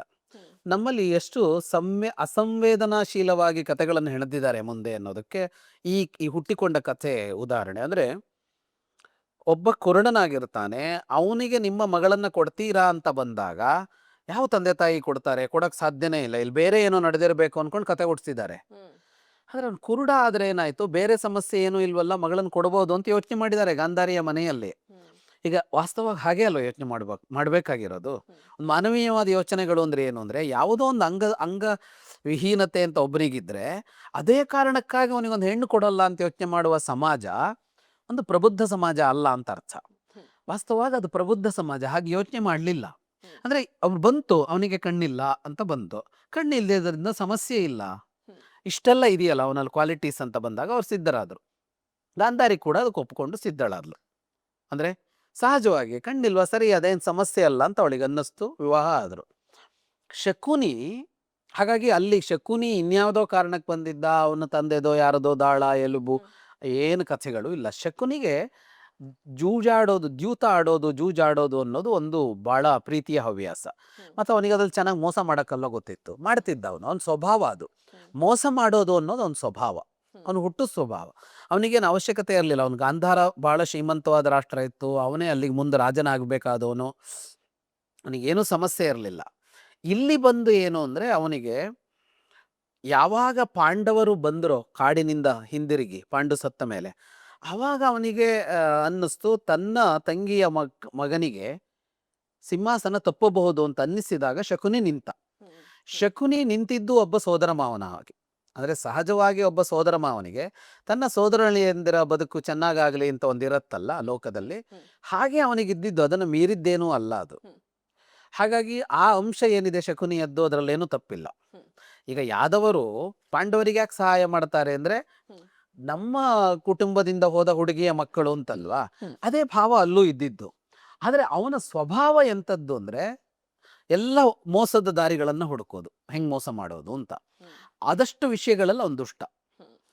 ಇಡೀ ಇದರಲ್ಲಿ ಏನೇನು ವಂಚನೆಯ ಸೂತ್ರಗಳೆಲ್ಲ ಹೆಣೆಯಲ್ಪಟ್ಟಿತೋ ಅದಷ್ಟು ಹೆಚ್ಚಾಗಿ ಶಕುನಿಯಲ್ಲಿ ಹುಟ್ಟಿದ್ದು. ಹಾಗಾಗಿ ಶಕುನಿ ದುಷ್ಟನ ಒಳ್ಳೆಯವನ ಅಂತ ಅಂದರೆ, ವಂಚನೆಯ ದಾರಿಯನ್ನು ಹಿಡಿದು ರಾಜ್ಯವನ್ನು ಒಳಪಡಿಸ್ಕೊಳ್ಳೋದು, ಮತ್ತು ನ್ಯಾಯ ಅನ್ಯಾಯ ಅಂತ ಇಲ್ಲ ರಾಜ್ಯವನ್ನು ನಮ್ಮದಾಗಿಸಿಕೊಳ್ಳೋದಕ್ಕೆ ಅನ್ನುವ ವಿಷಯಗಳಲ್ಲಿ ಅವನು ದುಷ್ಟ. ಇಡೀ ಮಹಾಭಾರತ ಹೇಗೆ ಅಂದರೆ, ಅಲ್ಲಿ ಇವತ್ತು ನಾವೊಂದು ಸಿನಿಮಾಗಳಲ್ಲಿ ನೋಡ್ತೀವಲ್ಲ, ಒಬ್ಬ ಖಳನಾಯಕ ಅಂತ ಇರ್ತಾನೆ, ವಿಲನ್ ಅಂತ ಇರ್ತಾನೆ, ಒಬ್ಬ ನಾಯಕ ಅಂತ ಇರ್ತಾನೆ. ನಾಯಕನಲ್ಲಿ ಒಂದೇ ಒಂದು ಕೊರತೆಯೂ ಇರೋಲ್ಲ, ಖಳನಾಯಕನಲ್ಲಿ ಒಂದೇ ಒಂದು ಒಳ್ಳೇದೂ ಇರಲ್ಲ ಅನ್ನೋ ತರಹದ ಸಿನಿಮಾಗಳು ಎಷ್ಟೋ ಬಂದವು. ಇನ್ನು ಕೆಲವು ಸಿನಿಮಾಗಳೇನೆಂದರೆ, ಖಳನಾಯಕ ಒಳ್ಳೆಯವನು ಅನ್ನೋ ಸಿನಿಮಾಗಳು ಬಂದು ಈಗಲೂ ಬರ್ತಾ ಇವೆ, ವಿಲನ್ನು ಒಳ್ಳೆಯವನು ಅನ್ನೋ ಥರ ಅಂತ. ಆದರೆ ವಾಸ್ತವವಾಗಿ ಹಂಗೊಂದು ಇರೋಲ್ಲ. ಎಲ್ಲರಲ್ಲೂ ಒಳ್ಳೆ ಗುಣವೂ ಇರುತ್ತೆ, ಕೆಟ್ಟ ಗುಣವೂ ಇರುತ್ತೆ. ನಾವು ಒಟ್ಟು ತೀರ್ಮಾನ ಹೇಗೆ ಮಾಡ್ತೀವಿ ಅಂದರೆ, ಸಮೂಹಕ್ಕೆ ಬಹಳ ಸಮಸ್ಯೆ ಆಗ್ತಾ ಇದ್ರೆ ಒಬ್ಬನಿಂದ ಅವನನ್ನು ಕೆಟ್ಟವ ಅಂತ ಹೇಳ್ತೀವಿ, ಸಮೂಹಕ್ಕೆ ಕಡಿಮೆ ಸಮಸ್ಯೆ ಆಗ್ತಾ ಇದ್ರೆ ಒಳ್ಳೆವ ಅಂತ ಹೇಳ್ತೀವಿ. ಹಾಗೆ ಆಯ್ಕೆ ಮಾಡ್ಬೇಕು ನಾವು. ಅಂಥ ಪರಿಶುದ್ಧನಾದ ಶ್ರೀರಾಮಚಂದ್ರ ಸಿಗೋಕ್ ಸಾಧ್ಯ ಆಗಲ್ಲ. ಅಂಥ ಶ್ರೀರಾಮಚಂದ್ರನ ಮೇಲೂ ನಮ್ಗೆ ಆಕ್ಷೇಪಗಳಿವೆ. ಆಗಿರುವಾಗ ಒಳ್ಳೆಯವನು ಕೆಟ್ಟವನು ಅಂತ ಸಂಪೂರ್ಣವಾಗಿ ಯಾರೂ ಇರೋಲ್ಲ. ಮಹಾಭಾರತ ಇರಲಿ, ರಾಮಾಯಣ ಇರಲಿ, ಅವು ಹಾಗೆ ಯಾರನ್ನು ಪೂರ್ಣ ಒಳ್ಳೆಯವನು ಪೂರ್ಣ ಕೆಟ್ಟವನು ಅಂತ ಹೇಳಲ್ಲ. ಯಾವ ವಿಷಯದಲ್ಲಿ ಒಳ್ಳೆಯವನು ಯಾವ ವಿಷಯದಲ್ಲಿ ಕೆಟ್ಟವನು ಅನ್ನೋದನ್ನೇ ಹೇಳ್ತವೆ. ಹಾಗೆ ನೋಡಿದಾಗ ಶಕುನಿ ವೀರ, ಬಹಳ ಚೆನ್ನಾಗಿ ಯುದ್ಧ ಮಾಡ್ತಾನೆ. ಉಳಿದಿದ್ದೆಲ್ಲ ತನ್ನ ಸಹೋದರಿಯ ಮಕ್ಕಳು ಚೆನ್ನಾಗಿರಬೇಕು ಅನ್ನುವ ಭಾವ ಇದೆ, ಅದರಲ್ಲೆಲ್ಲ ಶಕುನಿ ಏನೂ ಸಮಸ್ಯೆ ಇಲ್ಲ. ಆದರೆ ರಾಜ್ಯ ಪಡ್ಕೊಳ್ಳೋದಕ್ಕೆ ವಂಚನೆಯ ದಾರಿ ಹಿಡಿತಾನೆ ಅನ್ನೋ ವಿಷಯದಲ್ಲಿ ಒಂದು ದುಷ್ಟ. ಈಗ ಮುಂದೆ ಕುರುಕ್ಷೇತ್ರ ಯುದ್ಧ ನಡಿಲೇಬೇಕಿತ್ತ? ಕೃಷ್ಣ ತಪ್ಪಿಸಬಹುದಾಗಿತ್ತ? ಅಥವಾ ಭೀಷ್ಮಾಚಾರ್ಯರು ಯಾಕೆ ಬುದ್ಧಿ ಹೇಳೋದಿಲ್ಲ ಪಾಂಡವರು ಕೌರವರಿಗೆ ಅಂತ? ಪಾಂಡವರಿಗೆ ಬುದ್ಧಿ ಹೇಳೋದು ಅನ್ನೋ ಅಂಶ ಬರೋದೇ ಇಲ್ಲ. ಯಾಕೆಂದ್ರೆ ಅವ್ರು ಏನು ಕೇಳ್ತಾ ಇದ್ದಾರೆ, ನಮಗೆ ನೀವು ಕೊಟ್ಟ ನಮ್ಮ ಪಾಲನ್ನ ನಮಗೆ ವಾಪಸ್ ಕೊಡಿ ಅಂತ ಕೇಳ್ತಾ ಇದ್ದಾರೆ. ಹ್ಮ್. ಹ್ಮ್. ಅದನ್ನ ಇವ್ರು ಕಿತ್ಕೊಂಡಿದ್ರು ಜೂಜಲ್ಲಿ. ಹ್ಮ್. ಹ್ಮ್. ಜೂಜಲ್ಲಿ ಕಿತ್ಕೊಂಡಾಗ ಏನು 12 ವರ್ಷ ವನವಾಸ, 1 ವರ್ಷ ಅಜ್ಞಾತವಾಸ ಮಾಡಿದ್ರೆ, ಹ್ಮ್. ಅಜ್ಞಾತವಾಸದಲ್ಲಿ ನಮಗೆ ನಿಮ್ಮನ್ನ ಕಂಡಿಡಿಯೋದಕ್ಕೆ ಸಾಧ್ಯ ಆಗದೆ ಇದ್ರೆ ನಿಮ್ಮ ರಾಜ್ಯ ನಿಮಗೆ ಕೊಡ್ತೀವಿ. ಹ್ಮ್. ಅವರು ಮೊದಲು ರಾಜ್ಯ ಕೇಳಿಲ್ಲ. ಹ್ಮ್. ಇವರು ಅರಗಿನ ಅರಮನೆಯಲ್ಲಿ ಸುಡೋದಕ್ಕೆ ಹೊರಟಾಗಲೂ ರಾಜ್ಯ ಕೇಳಿರಲಿಲ್ಲ. ಹ್ಮ್. ದ್ರೌಪದಿಯ ಸ್ವಯಂವರ ಆದ ಮೇಲೆ ಇವರೇ ಕರೆಸಿ ಅವರನ್ನ ರಾಜ್ಯವನ್ನ ವಿಭಾಗಿಸಿ ಕೊಡ್ತಾರೆ. ಆಗಲೂ ಪಾಂಡವರು ನಾವು ರಾಜರಾಗಬೇಕು, ನಮ್ಮಪ್ಪಂದಿದು ಅಂತ ಕೇಳಿಲ್ಲ, ಹ್ಮ್. ನಮಗೆ ಅರ್ಧ ಮಾಡಿಕೊಡಿ ಅಂತ ಕೇಳಿಲ್ಲ, ಅವರೇ ಕೊಟ್ಟಿದ್ದು. ಹ್ಮ್. ಕೊಟ್ಟಿದ್ದನ್ನ ಜೂಜಿನಲ್ಲಿ ಮೋಸದಿಂದ ಕಿತ್ತುಕೊಂಡಾಗ ಇದ್ದ ನಿಬಂಧನೆಯನ್ನು ಅವರು ಪೂರೈಸಿದ್ದಾರೆ. ಹ್ಮ್. ಹ್ಮ್. ಆಗ ಸಹಜವಾಗಿ ನಮ್ಮ ಪಾಲು ನಮಗೆ ಅಂತ ಕೇಳಿದ್ದಾರೆ ಅವರು. ಹ್ಮ್. ಹಾಗಾಗಿ ಪಾಂಡವರ ಕಡೆಯದ್ದೇನೂ ಕಾಣಿಸೋದಿಲ್ಲ ಇಲ್ಲಿ. ಹ್ಮ್. ಕೊನೆಗೆ ಎಲ್ಲಿವರೆಗೆ ಹೋಗಿದ್ದಾರೆ ಅಂದರೆ, ಅರ್ಧ ರಾಜ್ಯ ಬೇಡ, ಒಂದು 5 ಸಣ್ಣ ಊರು ಕೊಟ್ಟರೆ ಸಾಕು ಅಂತ. ಹ್ಮ್. ಈಗ ಒಂದು ರಾಜ್ಯ ಅಂದರೆ ಕರ್ನಾಟಕ ಅಂತ ಅಂದ್ಕೊಳ್ಳೋಣ. ಹ್ಮ್. ಅರ್ಧ ಕರ್ನಾಟಕ ಅವರದ್ದು. ಹ್ಮ್. ಈಗ ಹೊರದಲ್ಲಿ ಬೇಡ 28 29 ಜಿಲ್ಲೆಲ್ಲ ಅರ್ಧ ಜಿಲ್ಲೆಗಳನ್ನು ಕೊಡಿ ಅಂತಲೂ ಕೇಳಿಲ್ಲ, ಹ್ಮ್. ಅರ್ಧ ತಾಲೂಕುಗಳನ್ನು ಕೊಡಿ ಅಂತ ಕೇಳಿಲ್ಲ, 5 ತಾಲೂಕು ಕೊಡಿ ಅಂತ ಕೇಳಿಲ್ಲ, 5 ಸಣ್ಣ ಊರು. ಹಳ್ಳಿಗಳನ್ನು ಕೊಡಿ ಅಂತ ಕೇಳಿದ್ದು. ಹ್ಮ್. ಅಷ್ಟಕ್ಕೂ ಬಗ್ಗದೇ ಇದ್ದಿದ್ದು ದುರ್ಯೋಧನ. ಹ್ಮ್. ಹಾಗಾಗಿ ಇಲ್ಲಿ ಪಾಂಡವರದ್ದು ಆ ವಿಷಯದಲ್ಲಿ ತಪ್ಪು ಕಾಣಿಸೋದಿಲ್ಲ. ಕೃಷ್ಣ ತಪ್ಪಿಸಬಹುದಿತ್ತಾದ್ರೆ ಕೃಷ್ಣನಿಗೆ ಅಲ್ಲಿ ಅವಕಾಶ ಇರಲಿಲ್ಲ. ಹ್ಮ್. ಯಾಕೆಂದ್ರೆ ಕೃಷ್ಣ ಸಂಧಾನಕ್ಕೆ ಅಂತ ಹೋದಾಗ ಅವನಲ್ಲಿ ನಾಟಕ ಮಾಡಿಲ್ಲ, ಹ್ಮ್. ತಂತ್ರ ಮಾಡಿಲ್ಲ. ಹ್ಮ್. ಅವನು ಸಹಜವಾಗಿಯೇ 5 ಊರು ಕೊಡಿ ಸಾಕು ಅಂತ ಕೇಳಿದಾನೆ. 5 ಊರನ್ನು ಕೊಡದೆ ಯುದ್ಧ ನಿಲ್ಲಿಸ್ಬೋದಿತ್ತು ಕೃಷ್ಣ ಅಂತ ನಾವು ಯೋಚನೆ ಮಾಡಿದ್ರೆ ಹಾಗೆ ಅಪೇಕ್ಷೆ ಪಡೋಕ್ಕಾಗಲ್ಲ. ಹೌದು. ಅದನ್ನ ನ್ಯಾಯ ಅಂತ ಹೇಳಲ್ಲ. ಈಗ ಒಂದು ಮನೆಯಲ್ಲಿ ಹುಟ್ಟುಕೊಂಡವರಿಗೆ, ಒಂದು ಮನೆಯಲ್ಲಿ ಹುಟ್ಟಿದ್ದಾರೆ ಅಂದ್ರೆ ಅರ್ಧರ್ಧ ಆಸ್ತಿ ಹೋಗ್ಬೇಕು ಅಣ್ಣ ತಮ್ಮಂದಿರಿಗೆ. ಹ್ಮ್.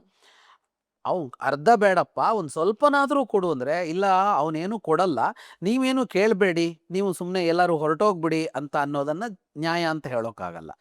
ಹಾಗಾಗಿ 5 ಗ್ರಾಮಗಳನ್ನು ಅವನು ಕೇಳ್ದ, ಅದನ್ನು ಮುರಿದಿದ್ದು ದುರ್ಯೋಧನನೇ. ಅವನನ್ನೇ ಬಂಧನ ಮಾಡೋದಕ್ಕೆ ಹೊರಟು ಅವನು ಮುರಿದಿದ್ದು. ಹಾಗಾಗಿ ಯುದ್ಧ ನಿಲ್ಲಿಸೋದಕ್ಕೆ ಕೃಷ್ಣನಿಗೆ ಆಗ್ತಿತ್ತು ಅಂತ ಅಂದರೆ ಕೃಷ್ಣನಿಗೆ ಸಾಧ್ಯ ಆಗ್ತಾ ಇರಲಿಲ್ಲ. 2 ಕೃಷ್ಣನ್ ನೋಡಬೇಕು ನಾವು. ಹ್ಮ್. ಕೃಷ್ಣನನ್ನ ದೇವರು ಅಂತ ಅಂದುಕೊಂಡು ಹ್ಮ್. ಕೃಷ್ಣ ಯುದ್ಧ ನಿಲ್ಲಿಸಬಹುದಿತ್ತು ಅಂತ ನೋಡೋದು ಒಂದು. ಹ್ಮ್. ಕೃಷ್ಣನನ್ನ ಮನುಷ್ಯ ಅಂತ ಅಂದುಕೊಂಡು ಮಹಾಭಾರತದಲ್ಲಿ ಕೃಷ್ಣ ಮನುಷ್ಯನಾಗಿ ಕಾಣಿಸ್ಕೊಂಡಿದ್ದಾನೆ. ಹ್ಮ್. ಅವತಾರಿ ಪುರುಷನಾದ್ರೂ ಮನುಷ್ಯನಾಗಿ ಅವನು ಅಂತ ನೋಡ್ಕೊಳ್ಳೋದಾದ್ರೆ, ಕೃಷ್ಣನಾಗಿ ಅವನೇನು ಮಾಡೋಕ್ಕಾಗಲ್ಲ. ಶ್ರೀಮನ್ನಾರಾಯಣನಾಗಿ ನಿಲ್ಲಿಸಬಹುದಿತ್ತು ಅಂದ್ರೆ ಅದು ಬೇರೆ ವಿಷಯ. ಹ್ಮ್. ಆದ್ರೆ ಶ್ರೀಮನ್ನಾರಾಯಣನಾಗಿ ಅವನ ಆ ಯುದ್ಧವನ್ನು ನಿಲ್ಲಿಸುವಂತಿಲ್ಲ. ಹ್ಮ್. ಯಾಕೆ ಅಂದ್ರೆ ಭೂಮಿಯಲ್ಲಿ ದುಷ್ಟರು ತುಂಬಿದ್ದಾರೆ, ಆ ಭೂಭಾರ ಹರಣ ಮಾಡಬೇಕು ಅವನು. ಅವನ ಉದ್ದೇಶವೇ ದುಷ್ಟರ ಸಂಹಾರ ಮಾಡಿ ಶಿಷ್ಟರನ್ನ ಉಳಿಸೋದು. ಹಾಗಾಗಿ ಶ್ರೀಮನ್ನಾರಾಯಣನಾಗಿ ಕೃಷ್ಣನಿಗೆ ಯುದ್ಧವನ್ನು ತಪ್ಪಿಸುವ ಉದ್ದೇಶವೇ ಇಲ್ಲ. ಅವನು ಹುಟ್ಟಿ ಬಂದಿದ್ದೇ ಅದಕ್ಕೆ. ಮನುಷ್ಯನಾಗಿ ಕೃಷ್ಣನಿಗೆ ಯುದ್ಧವನ್ನು ನಿಲ್ಲಿಸುವ ಯಾವುದೇ ಅವಕಾಶಗಳಲ್ಲಿ ಇರಲಿಲ್ಲ. ಯಾಕೆಂದ್ರೆ ಮುರಿತಾ ಇದ್ದಿದ್ದು ದುರ್ಯೋಧನ. ಇನ್ನು ಭೀಷ್ಮ ಅಂತ ತಗೊಂಡ್ರೆ, ಭೀಷ್ಮ ಬುದ್ಧಿ ಹೇಳಲಿಲ್ವಾ ಅಂತ ಅಂದ್ರೆ, ಭೀಷ್ಮ ಮೊದಲಿಂದಲೂ ಬುದ್ಧಿ ಹೇಳ್ಕೊಂಡು ಬಂದಿದ್ದಾನೆ ದುರ್ಯೋಧನಾದಿಗಳಿಗೆ. ಆದರೆ ಅವನ ಮಾತನ್ನು ಅವ್ರು ಯಾರೂ ಕೇಳಿಲ್ಲ. ಏನ್ ಪ್ರಶ್ನೆ ಬರುತ್ತೆ, ಅವನಿಗೆ ಅಷ್ಟು ಸಾಮರ್ಥ್ಯ ಇತ್ತಲ್ವಾ, ಈಗ ದುರ್ಯೋಧನ ಅವ್ರಿಗಿಂತಲ್ಲ ಸಾಮರ್ಥ್ಯ ಇತ್ತಲ್ವಾ ಅಂತ ಅವನು ನಿಲ್ಲಿಸ್ಬೋದಿತ್ತಲ್ವಾ ಅಂದ್ರೆ, ಹಾಗೆಲ್ಲ ಮಾಡೋಕ್ಕಾಗಲ್ಲ. ಅದೆಲ್ಲ ಸುಮ್ಮನೆ ಹೇಳ್ಬೋದು ಅಷ್ಟೇನೆ. ಈಗ ಮನೇಲಿ ಯಾವುದೋ ಒಂದು ವಿವಾದ ನಡೀತಾ ಇದೆ, ನಮಗೆ ಭಾಳ ಶಕ್ತಿ ಇದೆ ಅಂತ ಒಬ್ಬನ ಹೊಡೆದಾಕಿ ಏನೋ ಮಾಡಿಬಿಡೋಕ್ಕಾಗತ್ತಾ? ಹಂಗಾಗಲ್ಲ. ಮತ್ತೆ ಭೀಷ್ಮ ಆ ಸಿಂಹಾಸನದ ಒಬ್ಬ ಸೇವಕನೇ ಹೊರತು ಸಿಂಹಾಸನದ ಅಧಿಕಾರಿ ಅಲ್ಲ. ಅವನು ಸಿಂಹಾಸನ ತ್ಯಾಗ ಮಾಡಿದ್ದಾನೆ. ಸಿಂಹಾಸನ ತ್ಯಾಗ ಅಂದ್ರೆ ಅರ್ಥ ಏನು? ರಾಜನಾಗಿ ನಿರ್ಣಯಗಳನ್ನ ತೆಗೆದುಕೊಳ್ಳೋದಿಲ್ಲ ಅವನು ಅಂತಲೇ ಅರ್ಥ ಅಲ್ವಾ? ಸಿಂಹಾಸನ ಅಂದ್ರೆ ಒಂದು ಕುರ್ಚಿ ಮೇಲೆ ಕುತ್ಕೊಳ್ಳೋದು ಅಂತ ಅಲ್ಲ, ನಿರ್ಣಯಗಳನ್ನ ತೆಗೆದುಕೊಳ್ಳೋದು. ಅವನು ತ್ಯಾಗ ಮಾಡಿರೋದು ಯಾವುದನ್ನ? ರಾಜ್ಯಕ್ಕೆ ಸಂಬಂಧಪಟ್ಟಂತೆ ಯಾವುದೇ ನಿರ್ಣಯಗಳನ್ನ ತೆಗೆದುಕೊಳ್ಳುವವ ನಾನಲ್ಲ, ಅದಕ್ಕೆ ಬೇರೆ ವ್ಯಕ್ತಿ ಇದ್ದಾನೆ ಅಂತ. ಈಗ ಇದ್ದಿದ್ಯಾರು? ಧೃತರಾಷ್ಟ್ರ. ನಿರ್ಣಯಗಳು ತೆಗೆದುಕೊಳ್ತಾ ಇರೋನು ಧೃತರಾಷ್ಟ್ರ. ಇವನ್ ಸಲಹೆ ಕೊಡ್ಬೋದು, ಹೀಗಲ್ಲ ಹೀಗೆ ಅಂತ. ಇವನು ಅವನನ್ನ ಕತ್ತಿ ಹಿಡ್ಕೊಂಡು ನಾನು ಹೇಳ್ದಂಗೆ ಕೇಳು ಅಂತ ಹೋದ್ರೆ ಭೀಷ್ಮನ ತ್ಯಾಗಕ್ಕೆ ಏನರ್ಥ ಅದು? ಹಾಗಾಗಿ ಭೀಷ್ಮ ಬುದ್ಧಿ ಹೇಳುವಷ್ಟು ಹೇಳಿದ್ದ, ಅವ್ರು ಕೇಳೋದಕ್ಕೆ ಸಿದ್ಧರಿರಲಿಲ್ಲ. ಈಗ ಯುದ್ಧ ಆಗಿದ್ರಿಂದ ಹೆಚ್ಚು ಕಷ್ಟ ನಷ್ಟಗಳಾಗಿದ್ದು ಯಾರಿಗೆ ಅಂತ? ಯುದ್ಧ ಆಗಿದ್ರಿಂದ ನಷ್ಟ ಆಗಿದ್ದು ಧೃತರಾಷ್ಟ್ರನ ಕಡೆಯವರಿಗೆ, ಕಷ್ಟ ಆಗಿದ್ದು ಪಾಂಡವರಿಗೆ. ಕಷ್ಟ ನಷ್ಟ ಅಂತ ಕೇಳಿದ್ರಲ್ಲ ನೀವು, ಯಾಕೆಂದ್ರೆ ಕಷ್ಟಪಡೋದಕ್ಕೆ ಅವ್ರು ಯಾರು ಉಳ್ಕೊಂಡಿರ್ಲಿಲ್ಲ. ಪಾಂಡವರೇನು ಅದಾದ ಮೇಲೆ ಸುಖವಾಗಿರ್ಲಿಲ್ಲ. ಅವರಿಗೆ ಆ ನೋವು ಅನ್ನೋದು ಇದ್ದೇ ಇತ್ತು. ಧೃತರಾಷ್ಟ್ರ ಇದ್ದ, ಅವನಿಗೂ ಆ ನೋವು ಇತ್ತು. ಹಾಗಾಗಿ ಒಂದು ಮಹಾಯುದ್ಧ ನಡೆದ ಮೇಲೆ ಪಾಂಡವರಿಗೆ ಕಷ್ಟ ಆಗಿದೆ. ಯಾಕೆಂದ್ರೆ ಸತ್ತವರು ಆ ಕಡೆಯವರು ಮಾತ್ರ ಅಲ್ಲ, ಯಾರೂ ಉಳಿದೇ ಸತ್ತರಲ್ವಾ. ಪಾಂಡವರ ಮಕ್ಕಳು ಕೂಡ ಉಳಿಲಿಲ್ಲ. ಅಭಿಮನ್ಯು ಉಳಿಲಿಲ್ಲ, ಪ್ರತಿವಿಂಧ್ಯ ಉಳಿಲಿಲ್ಲ, ಸುತಸೋಮ ಉಳಿಲಿಲ್ಲ, ಶ್ರುತಕೀರ್ತಿ ಉಳಿಲಿಲ್ಲ, ಶತಾನೀಕ ಉಳಿಲಿಲ್ಲ, ಘಟೋತ್ಕಚ ಉಳಿಲಿಲ್ಲ. ಅವ್ರ ಮಕ್ಕಳುಗಳು ಯಾರೂ ಉಳಿಲಿಲ್ಲ. ಇರಾವಂತ ಉಳಿಲಿಲ್ಲ, ಒಬ್ಬನೇ ಒಬ್ಬ ಮಗ ಉಳಿಲಿಲ್ಲ. ಮತ್ತೆ ಅವರ ಬಂಧು ವರ್ಗದವರು ಯಾರೂ ಉಳಿಲಿಲ್ಲ. ಪಾಂಚಾಲ ಬಹಳ ದೊಡ್ಡ ಸೇನೆ ಇದ್ದಿದ್ದು. ಅಲ್ಲಿ ಒಬ್ಬ ರಾಜಕುಮಾರಿ ಉಳಿದಿದ್ಲಂತೆ, ಒಬ್ಬನೇ ಒಬ್ಬ ರಾಜಕುಮಾರ ಕೂಡ ಉಳಿದಿರಲಿಲ್ಲ ಪಾಂಚಾಲದಲ್ಲಿ. ಅಂದ್ರೆ ಬಂಧು ನೆಂಟರು ಇಷ್ಟರು ತಮ್ಮವರು ಎಲ್ಲರೂ ಸತ್ತಿದ್ದಾರೆ ಪಾಂಡವರಿಗೂ. ಹಾಗಾಗಿ ನಷ್ಟ ಅವರಿಗೂ ಆಗಿದೆ. ಹಾಗಾಗಿ ಆ ಯುದ್ಧ ಎಲ್ಲರನ್ನೂ ಕಷ್ಟ ನಷ್ಟಕ್ಕೆ ಈಡು ಮಾಡ್ತು. ಈಗ ಕೌರವರಲ್ಲಿ ಎಲ್ಲರೂ ಕೆಟ್ಟವರ? ಕೆಲವು ಕಥೆಗಳು ಹೇಳುತ್ತೆ ಯುಯುತ್ಸು ಅಂತ ಒಬ್ಬ ಕೌರವ ಇದ್ರು, ಅವರು ಪಾಂಡವರ ಕಡೆಗಿದ್ರು, ಅವರೊಬ್ಬರೇ ಒಳ್ಳೆ ಕೌರವ ಅಂತ. ನಿಜಾನ ಅದು? ಯುಯುತ್ಸು ಅಂತ ಧೃತರಾಷ್ಟ್ರನಿಗೆ ಇನ್ನೊಬ್ಬ ಪತ್ನಿ ಇದ್ಲು, ಅವಳ ಮಗ ಅವನು. ಈ ಗಾಂಧಾರಿಗೆ 101 ಜನ ಮಕ್ಕಳು, 100 ಜನ ಗಂಡು ಮಕ್ಕಳು, ಒಬ್ಳು ದುಶ್ಶಲೆ ಅಂತ ಮಗಳು. ಇನ್ನೊಬ್ಬ ಪತ್ನಿ ಇದ್ಲು ಧೃತರಾಷ್ಟ್ರನಿಗೆ, ಅವನ ಮಗ ಯುಯುತ್ಸು. ಈ ಯುಯುತ್ಸು ಯುದ್ಧದ ಆರಂಭದಲ್ಲಿ ಯುಧಿಷ್ಠಿರ ಒಂದು ಉದ್ಘೋಷ ಮಾಡ್ತಾನೆ, ಯಾರಾದ್ರೂ ನನ್ನ ಪಕ್ಷಕ್ಕೆ ಬರೋರಿದ್ರೆ ಬನ್ನಿ ಅಂತ ಹೋಗಿ ಕರಿತಾನೆ. ಆಗ ಯುಯುತ್ಸು ಇವನ ಪಕ್ಷ ಸೇರ್ಕೋತಾನೆ. ಅವನು ಉಳ್ಕೊಂಡಿದ್ದ. ಯುಯುತ್ಸು ಬಹಳ ಒಳ್ಳೆಯವನೇ. ಅನಂತರ ಧೃತರಾಷ್ಟ್ರನಿಗೆ ಒಬ್ಬ ಮಗ ಅಂತ ಉಳ್ಕೊಂಡಿದ್ರೆ ಯುಯುತ್ಸು ಒಬ್ಬನೇ. ಇನ್ನೊಬ್ಬ ವಿಕರ್ಣ ಅಂತ ಇದ್ದ. ಈಗ ದ್ರೌಪದಿಯ ವಸ್ತ್ರಾಪಹರಣದ ಏನ್ ಸನ್ನಿವೇಶ ನಡೀತು, ಆಗ ಇದು ತಪ್ಪು ಅಂತ ಎದ್ದು ನಿಂತು ಮಾತಾಡೋನು ದುರ್ಯೋಧನನ ತಮ್ಮ ವಿಕರ್ಣ. ಅವನನ್ನು ಹೊರತುಪಡಿಸಿ ಉಳಿದ ಧೃತರಾಷ್ಟ್ರನ ಮಕ್ಕಳ ಬಗ್ಗೆ ಯಾವ ಉಲ್ಲೇಖ, ಅವರ ಹೆಸರನ್ನು ಬಿಟ್ರೆ, ಅವರು ಕೊನೆಗೆ ಯುದ್ಧದಲ್ಲಿ ಭೀಮನ ಎದುರೋಗಿ ಯುದ್ಧ ಮಾಡಿ ಸತ್ತೋದ್ರು ಅನ್ನೋದು ಬಿಟ್ರೆ ಅವ್ರ ಬಗ್ಗೆ ಯಾವ ಮಾತನ್ನು ಮಹಾಭಾರತ ಮಾತಾಡೋಲ್ಲ. ದುಶ್ಯಾಸನ ದುರ್ಯೋಧನರ ಬಗ್ಗೆ ಹೆಚ್ಚು ಮಾತಾಡತ್ತೆ. ದುಶ್ಯಾಸನ ಬಹಳ ಕೆಟ್ಟವ, ದುರ್ಯೋಧನನು ಕೆಟ್ಟವ. ಉಳಿದವರೆಲ್ಲ ಕೆಟ್ಟವರಾಗಿದ್ರು ಅಂತಲೇ ಹೇಳೋಕ್ಕಾಗಲ್ಲ ಸಂಪೂರ್ಣವಾಗಿ. ಆದರೆ ಅವರು ದುರ್ಯೋಧನನನ್ನು ಅನುಸರಿಸ್ತಾ ಇದ್ರು, ಅವನನ್ನು ಮೀರಿ ನಡೀತಾ ಇರಲಿಲ್ಲ ಅವರು ಅನ್ನೋದಷ್ಟು ಗೊತ್ತಾಗತ್ತೆ. ಅದೇ ದ್ರೌಪದಿಯ ವಸ್ತ್ರಾಪರಣದ ಪ್ರಯತ್ನವನ್ನ ಮಾಡಿದಾಗ ಸ್ವತಃ ವಿಕರ್ಣ ತುಂಬಿದ ಸಭೆಯಲ್ಲಿ ದುರ್ಯೋಧನ ದುಶ್ಯಾಸನರನ್ನೇ ಖಂಡಿಸ್ತಾನೆ ಅಂತ ಅಂದರೆ ತಮ್ಮಂದರಲ್ಲಿ ಹಲವರು ಅವರದ್ದೇ ಆದ ಚಿಂತನೆ ಇಟ್ಕೊಂಡವರಿದ್ದರು, ಸರಿತಪ್ಪುಗಳನ್ನು ಯೋಚಿಸೋರಿದ್ರು ಅಂತ ನಾವು ಕನ್ಕ್ಲೂಷನ್ನಿಗೆ ಬರ್ಬೋದು. ಈಗ 100 ಜನ ಇದ್ರೂ ಕೂಡ ಕೌರವರು, ನಮಗೆ ಹೆಸರು ಗೊತ್ತಾಗೋದು ಬರೀ ದುರ್ಯೋಧನ ದುಶ್ಯಾಸನ ಮಾತ್ರ. ಬಾಕಿಯವರದ್ದು ಅಷ್ಟೊಂದು ಮೇನ್ ಕ್ಯಾರೆಕ್ಟರ್ಸ್ ಆಗಿ ಚಿತ್ರಣಕ್ಕೆ ಬರೋದೇ ಇಲ್ಲ. ಇದರಿಂದ ಕೆಲವರು ಹೇಳ್ತಾರೆ, ಅಂದ್ರೆ ಕೆಲವು ಮಹಾಭಾರತದ ಕಥೆಯಲ್ಲಿ ಹೇಳ್ತಾರೆ ಅದಿಲ್ಲ 100 ಜನ ಅಲ್ಲ, ಟ್ವಿನ್ಸ್ ಅಷ್ಟೇ ಅದು, ದುರ್ಯೋಧನ ದುಶ್ಯಾಸನ. ಸುಮ್ಮನೆ ಕಥೆಯಲ್ಲಿ 100 ಜನ ಅಂತ ಚಿತ್ರಿಸ್ತಾರೆ ಅಂತ. ಯಾವ್ದು ಸರಿ ಸರ್ ಇದ್ರಲ್ಲಿ? 100 ಜನ ಮಕ್ಕಳಿದ್ರು. ಈಗ ಇಬ್ಬರಿದ್ರು ಅಂತ ಅನ್ನೋದು ಕೂಡ ನಮಗ್ ಗೊತ್ತಾಗೋದು ಅದೇ ಕಥೆಯಿಂದಲೇ, ಅದೇ ಮಹಾಭಾರತದಿಂದಲೇ. ನಮಗೆ ಅವ್ರು ಇಬ್ಬರಿದ್ರು ಅಂತ ಹೇಳೋ ಕಥೆನೇ 100 ಜನ ಇದ್ರು ಅಂತ ಹೇಳುವಾಗ ಅದನ್ನ ಬಿಡೋಕ್ಕಾಗಲ್ಲ. ಆಮೇಲೆ ಅವರು ಯುದ್ಧದಲ್ಲಿ ಬರುತ್ತೆ, ಅವರ ಘಟನೆಗಳು ಬರುತ್ತೆ, ಪ್ರತಿಯೊಬ್ಬ ಸಾಯುವ ಘಟನೆಗಳು ಬರುತ್ತೆ. ಹಾಗಾಗಿ 100 ಜನ ಇದ್ರು. 100 ಜನ ಯಾಕೆ ಕಾಣಿಸಿಕೊಳ್ಳಿಲ್ಲ ಅಂದ್ರೆ ಏನಾಗತ್ತೆ, ಒಂದು ಇತಿಹಾಸವನ್ನ ಹೇಳುವಾಗ ಅಥವಾ ಒಂದು ಕಥೆಯನ್ನ ಬರೆಯುವಾಗ ಅಥವಾ ಒಂದು ಸಿನಿಮಾ ಮಾಡುವಾಗ ಯಾವುದನ್ನೇ ನಾವು ಒಂದನ್ನು ತರುವಾಗಲೂ ಏನ್ ಮಾಡ್ತೀವಿ ಅಂದ್ರೆ ಯಾವುದೋ ಪಾತ್ರಗಳನ್ನ ಕೇಂದ್ರೀಕರಿಸಿಕೊಂಡು ನಾವು ಕಥೆ ಹೇಳ್ತಾ ಹೋಗ್ಬೇಕಾಗತ್ತೆ. ಅದೊಂದು ಕಥೆ ಇರ್ಬೋದು, ಅದೊಂದು ಕಾದಂಬರಿ ಇರ್ಬೋದು, ಧಾರಾವಾಹಿ ಇರ್ಬೋದು, ಸಿನಿಮಾ ಇರ್ಬೋದು, ಅಥವಾ ಈ ಇತಿಹಾಸದ ಯಾವುದೋ ಕಥೆ ಇರ್ಬೋದು. ಅಲ್ಲಿ ಒಬ್ಬ ವ್ಯಕ್ತಿ ಅಂದ್ರೆ ಅವನ ಸುತ್ತ 100 ಜನ ಇರ್ತಾರೆ. ಆ 100 ಜನರ ಕಥೆನೂ ಹೇಳೋಕೆ ಆಗೋಲ್ಲ, ಮತ್ತೆ ಎಷ್ಟೋ ಸಲ ಏನೂ ಇರಲ್ಲ ಅವ್ರ ಬಗ್ಗೆ ಹೇಳೋದಕ್ಕೆ. ಈಗ ಒಂದು ಕಥೆ ಹೇಳಬೇಕು, ಅದು ಇತಿಹಾಸದ್ದಾಗ್ಲಿ ಅಥವಾ ಕಲ್ಪಿತ ಕಥೆ ಆಗ್ಲಿ, ಅಲ್ಲಿ ಏನೋ ಒಂದು ಸಹಜವಲ್ಲದ್ದು ನಡೆದ್ರೆ ಮಾತ್ರ ಕಥೆ. ಒಬ್ಬ ಇದ್ದ, ಅವನು ಹುಟ್ಟಿದ, ಅವನು ಓದಿದ, ಅವನಿಗೆ ಮದುವೆ ಆಯ್ತು, ಅವನಿಗೆ ಮಕ್ಕಳಾಯ್ತು, ಅವನಿಂಥ ಉದ್ಯೋಗ ಮಾಡ್ದ, ಅವನು ಸತ್ತ. ಇದ್ರಲ್ಲಿ ಕತೆ ಹೇಳೋದಕ್ಕೆ ಏನೂ ಇಲ್ಲ. ಅವನ ಬದುಕಿನಲ್ಲಿ ಇನ್ನೇನೋ ಒಂದಾಗ್ಬೇಕು. ಅದೇನಾಗ್ಬೇಕು ಅಂದ್ರೆ ಎಲ್ಲ ಬದುಕು ಹೇಗೆ ನಡೀತಾ ಇದೆಯೋ ಅದಕ್ಕಿಂತ ಭಿನ್ನವಾಗಿ ಏನೋ ಆಗ್ಬೇಕು, ವಿಲಕ್ಷಣವಾದದ್ದಾಗಬೇಕು. ಹಾಗೆ ಆಗದೇ ಇರೋರ ಬದುಕನ್ನ ಸುಮ್ಮನೆ ಕತೆ ಹೇಳೋದಕ್ಕೆ ಡೈರಿ ಅಲ್ಲ ಅದು. ಹಾಗಾಗಿ ಅಲ್ಲಿರುವ ಎಲ್ಲರ ಬಗ್ಗೆ ಹೇಳೋಕೆ ಏನೂ ಇಲ್ಲ. ಅವ್ರೇನು ಮಾಡಿಲ್ಲ, ಅವ್ರ ಬದುಕಲ್ಲಿ ಏನು ಮಾಡಿಲ್ಲ ಅಂದ್ರೆ ಇಂಥದ್ದೇನೂ ಮಾಡೇ ಇಲ್ಲ. ಕಲ್ತ್ರು, ಇದ್ರು ಆರಾಮಾಗಿ, ಯಾರ ಮನೇಲಿದ್ರು, ಬೇಕಾದಷ್ಟು ಸಂಪತ್ತಿತ್ತು, ಮದುವೆ ಆಯ್ತು, ಮಕ್ಕಳಾಯ್ತು, ಆರಾಮಾಗಿದ್ದಾರೆ. ದುರ್ಯೋಧನ ಎಲ್ಲಿಗೆ ಹೊರಟ ಅಲ್ಲಿ ಜೈ ಅಂದ್ರು, ಹೋದ್ರು, ಯುದ್ಧ ಮಾಡಿದ್ರು, ಊಟಕ್ಕೆ ಹೋದ್ರು, ಇಷ್ಟೇ ಇದ್ದಾಗ ಅವ್ರ ಬಗ್ಗೆ ಹೇಳೋಕೆ ಏನೂ ಇರಲ್ಲ. ಸುಮ್ಮನೆ ಹಂಗೆ ಹೈಲೈಟ್ ಮಾಡಿದ್ರೆ ನಾವು ಅದನ್ನ ನೋಡೋದು ಇಲ್ಲ. ನಾವ್ ಯಾಕೆ ನೋಡ್ತೀವಿ ಅಂದ್ರೆ ಸಹಜ ಘಟನೆಗಳನ್ನ ಒಂದು ಕೃತಿ ಹೇಳಿದ್ರೆ ನಾವು ಅದನ್ನು ನೋಡಲ್ಲ. ಪ್ರತಿ ಘಟನೆಯೂ ನಮಗೆ ಅದು ವಿಲಕ್ಷಣವಾಗಿರಬೇಕು. ಏನೋ ಒಂದು ಹೇಳಬೇಕಲ್ಲ, ಒಂದು ತಿರುವು ಬೇಕು, ಒಂದು ರೋಚಕತೆ ಬೇಕು, ಒಂದು ವಿಭಿನ್ನತೆ ಬೇಕು. ಹಾಗಿದ್ರೆ ಮಾತ್ರ ಅಂತ. ಹಾಗಾಗಿ ಇತಿಹಾಸ ಕೂಡ ಗುರುತಿಸುವಾಗ ಅಂಥವ್ರನ್ನ ಮಾತ್ರ ಗುರುತಿಸುತ್ತೆ. ಈಗ ಶಿವಾಜಿ ಕಥೆ ಹೇಳಿದಿರಿ, ಶಿವಾಜಿ ಸುತ್ತ ಇದ್ದವ್ರು ಎಲ್ಲರ ಕಥೆ ಹೇಳೋದು ಹೆಂಗೆ?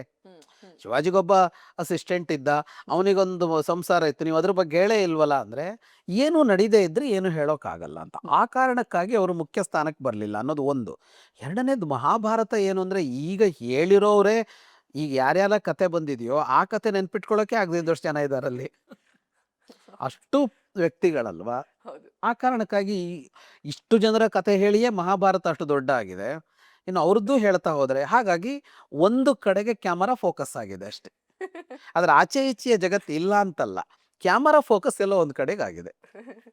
ಅದು ದುರ್ಯೋಧನ, ದುಶ್ಯಾಸನ. ಸರ್, ಈಗ ವಿದುರ ನೀತಿ ಅಂತಾನೆ ಒಂದು ಮಾತಿದೆ. ವಿದುರನ ಪಾತ್ರ ಮಹಾಭಾರತದಲ್ಲಿ ಬಹಳ ಪ್ರಮುಖವಾದ ಪಾತ್ರ ವಿದುರನದ್ದು. ಬಹಳ ಮೇಧಾವಿ, ಬಹಳ ಧೀಮಂತ, ಬಹಳ ಶಾಂತವಾಗಿ ಇರುವವನು. ಧೃತರಾಷ್ಟ್ರನ ಜೊತೆಗೆ ಇದ್ದ, ಅವನ ಮಂತ್ರಿಯಾಗಿದ್ದ, ಧೃತರಾಷ್ಟ್ರನಿಗೂ ಮಂತ್ರಿಯಾಗಿದ್ದ. ಧೃತರಾಷ್ಟ್ರನ ಇಟ್ಟುಕೊಂಡು, ಅವನನ್ನು ಶಾಡೋ ಆಗಿ ಇಟ್ಕೊಂಡು ದುರ್ಯೋಧನ ಆಳುವಾಗಲೂ ಅವನು ಮಂತ್ರಿಯಾಗಿದ್ದ. ಧೃತರಾಷ್ಟ್ರನಿಗಿಂತ ಮೊದಲು ಪಾಂಡು ಆಳುವಾಗಲೂ ಅವನು ಮಂತ್ರಿಯಾಗಿದ್ದ. ಧೃತರಾಷ್ಟ್ರನ ಕಾಲ ಮುಗಿದು ಯುದ್ಧ ಮುಗಿದು ಯುಧಿಷ್ಠಿರ ಆಳುವಾಗಲೂ ಅವನು ಮಂತ್ರಿಯಾಗಿದ್ದ. ಒಳ್ಳೆ ಸಪೋರ್ಟಿಂಗ್ ಕ್ಯಾರೆಕ್ಟರ್. ಇಡೀ ರಾಷ್ಟ್ರವನ್ನು ಒಂದು ವ್ಯವಸ್ಥಿತವಾಗಿ ನಡೆಸಿದವನು ವಿದುರ. ಬಹಳ ತಿಳುವಳಿಕೆ ಇರುವಂಥ ಮನುಷ್ಯ. ಅದಕ್ಕೆ ವಿದುರ ನೀತಿ ಅನ್ನೋದು ಪ್ರಸಿದ್ಧ ಆಗಿರೋದು. ಹೇಗೆ ಬದುಕಬೇಕು, ರಾಜ ಹೇಗಿರಬೇಕು, ಸಾಮಾನ್ಯರು ಹೇಗಿರಬೇಕು ಅಂತ ಹೇಳುವವನು. ಅವನದ್ದು ಹೇಗೆ ಅಂತ ಅಂದರೆ, ಅವನು ಎಲ್ಲಿ ಇದಾನೋ ಆ ಜಾಗದಲ್ಲಿ ಅನ್ಯಾಯ ನಡೀತಾ ಇದೆ. ಅವನು ಯಾವುದರ ಭಾಗವಾಗಿದ್ದಾನೋ ಅವರು ಅಧರ್ಮವನ್ನು ನಡೆಸ್ತಾ ಇದ್ದಾರೆ. ಹಾಗಂತ ಅವನು ಅಧರ್ಮದ ಪಕ್ಷಪಾತಿ ಅಲ್ಲ, ಅಧರ್ಮದ ವಿರೋಧಿ ಅವನು. ಪಾಂಡವರ ಪರ ಅವನು. ಹಾಗಂತ ಅವರನ್ನು ಧಿಕ್ಕರಿಸಿ ಬಂದವನು ಅಲ್ಲ ಅಂತ. ಈ ಥರ ನಮ್ಮ ಬದುಕಲ್ಲ ಇರುತ್ತೆ. ಏನಂದರೆ, ನಮ್ಮವರು, ನಮ್ಮ ವ್ಯವಸ್ಥೆಯಲ್ಲೋ ದೋಷಗಳಿರುತ್ತೆ. ಆಗ ಅದನ್ನು ಮೀರಿ ಬರೋದು ಅನ್ನೋದು ಕಷ್ಟ ಆಗುತ್ತೆ. ಅಲ್ಲೇ ಇದ್ದು ಏನು ಒಳಿತು ಮಾಡ್ಬೋದು ಅಂತ ನೋಡಬೇಕಾಗತ್ತೆ. ವಿದುರ ಆ ಕೆಲಸ ಮಾಡಿದವನು. ವಿದುರ ಅಲ್ಲಿಲ್ಲದೇ ಇದ್ದಿದ್ರೆ ಇವರು ಇನ್ನೇನೇನೋ ಮಾಡಿಬಿಡ್ತಾ ಇದ್ರು. ಈಗ ಮಾಡಿದಷ್ಟೇ ಅಲ್ಲ, ವಿದುರನ ಭಯಕ್ಕೆ ಎಷ್ಟೋ ತಂತ್ರಗಳನ್ನು, ಕುತಂತ್ರಗಳನ್ನು ಅವ್ರು ನಿಲ್ಲಿಸ್ತಾರೆ. ಮತ್ತು ಅವನು ಅದನ್ನು ನಡೆಯೋಕೆ ಬಿಡಲ್ಲ. ಅದು ನಡೆಯುತ್ತೆ ಅಂತ ಗೊತ್ತಾದರೆ ಹೋಗಿ ಅದನ್ನು ಮಾತಾಡಿ ನಿಲ್ಲಿಸ್ತಾನೆ. ಹಾಗೆ ದುಷ್ಟರಾಗಿದ್ದ, ಅಂದರೆ ಈ ವಿಷಯಗಳಲ್ಲಿ ಸಂಪೂರ್ಣ ದುಷ್ಟ ಅಂತ ಅಲ್ಲ, ದುಷ್ಟನಾಗಿದ್ದ ಒಬ್ಬ ಧೃತರಾಷ್ಟ್ರ, ದುಷ್ಟನಾಗಿದ್ದ ದುರ್ಯೋಧನ, ಇಂಥವರ ನಡುವೆ ಕೂಡ ಸಮಸ್ಯೆ ಆಗದಂತೆ ರಾಜ್ಯಭಾರ ನಡೆಸಿದವನು ಅವನು. ಇಷ್ಟೆಲ್ಲ ಆದವಲ್ಲ ಅಲ್ಲಿ.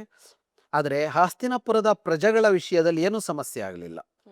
ಈಗ ನಮಗೆ ಗೊತ್ತಿರುತ್ತೆ, ಆಳುವವರ ಕಲಹಗಳಾದರೆ, ಅಲ್ಲಿ ಏರಿಳಿತಗಳಾದರೆ, ಅಲ್ಲಿ ಪಲ್ಲಟಗಳಾದರೆ ಪ್ರಜೆಗಳ ಜೀವನದ ಮೇಲೆ ಅದು ಪರಿಣಾಮ ಬೀರುತ್ತಾ ಹೋಗುತ್ತೆ. ಆದರೆ ಹಸ್ತಿನಾಪುರದ ಪ್ರಜೆಗಳ ಬದುಕಿಗೆ ಏನೂ ಸಮಸ್ಯೆ ಆಗದೆ ಇರುವಂತೆ ನಡೆದುಕೊಳ್ಳೋದಕ್ಕೆ ಕಾರಣ ವಿದುರ. ಅವನು ರಾಜ್ಯಭಾರವನ್ನು ಅಷ್ಟು ಚೆನ್ನಾಗಿ ಮಾಡ್ತಾ ಇದ್ದ. ಕೃಷ್ಣನಿಗೆ ಬಹಳ ಹತ್ತಿರದವನು ಅವನು, ಪಾಂಡವರಿಗೂ ಬಹಳ ಹತ್ತಿರದವನು. ಪಾಂಡವರನ್ನು ಉಳಿಸಿದ್ದೇ ಅವನು.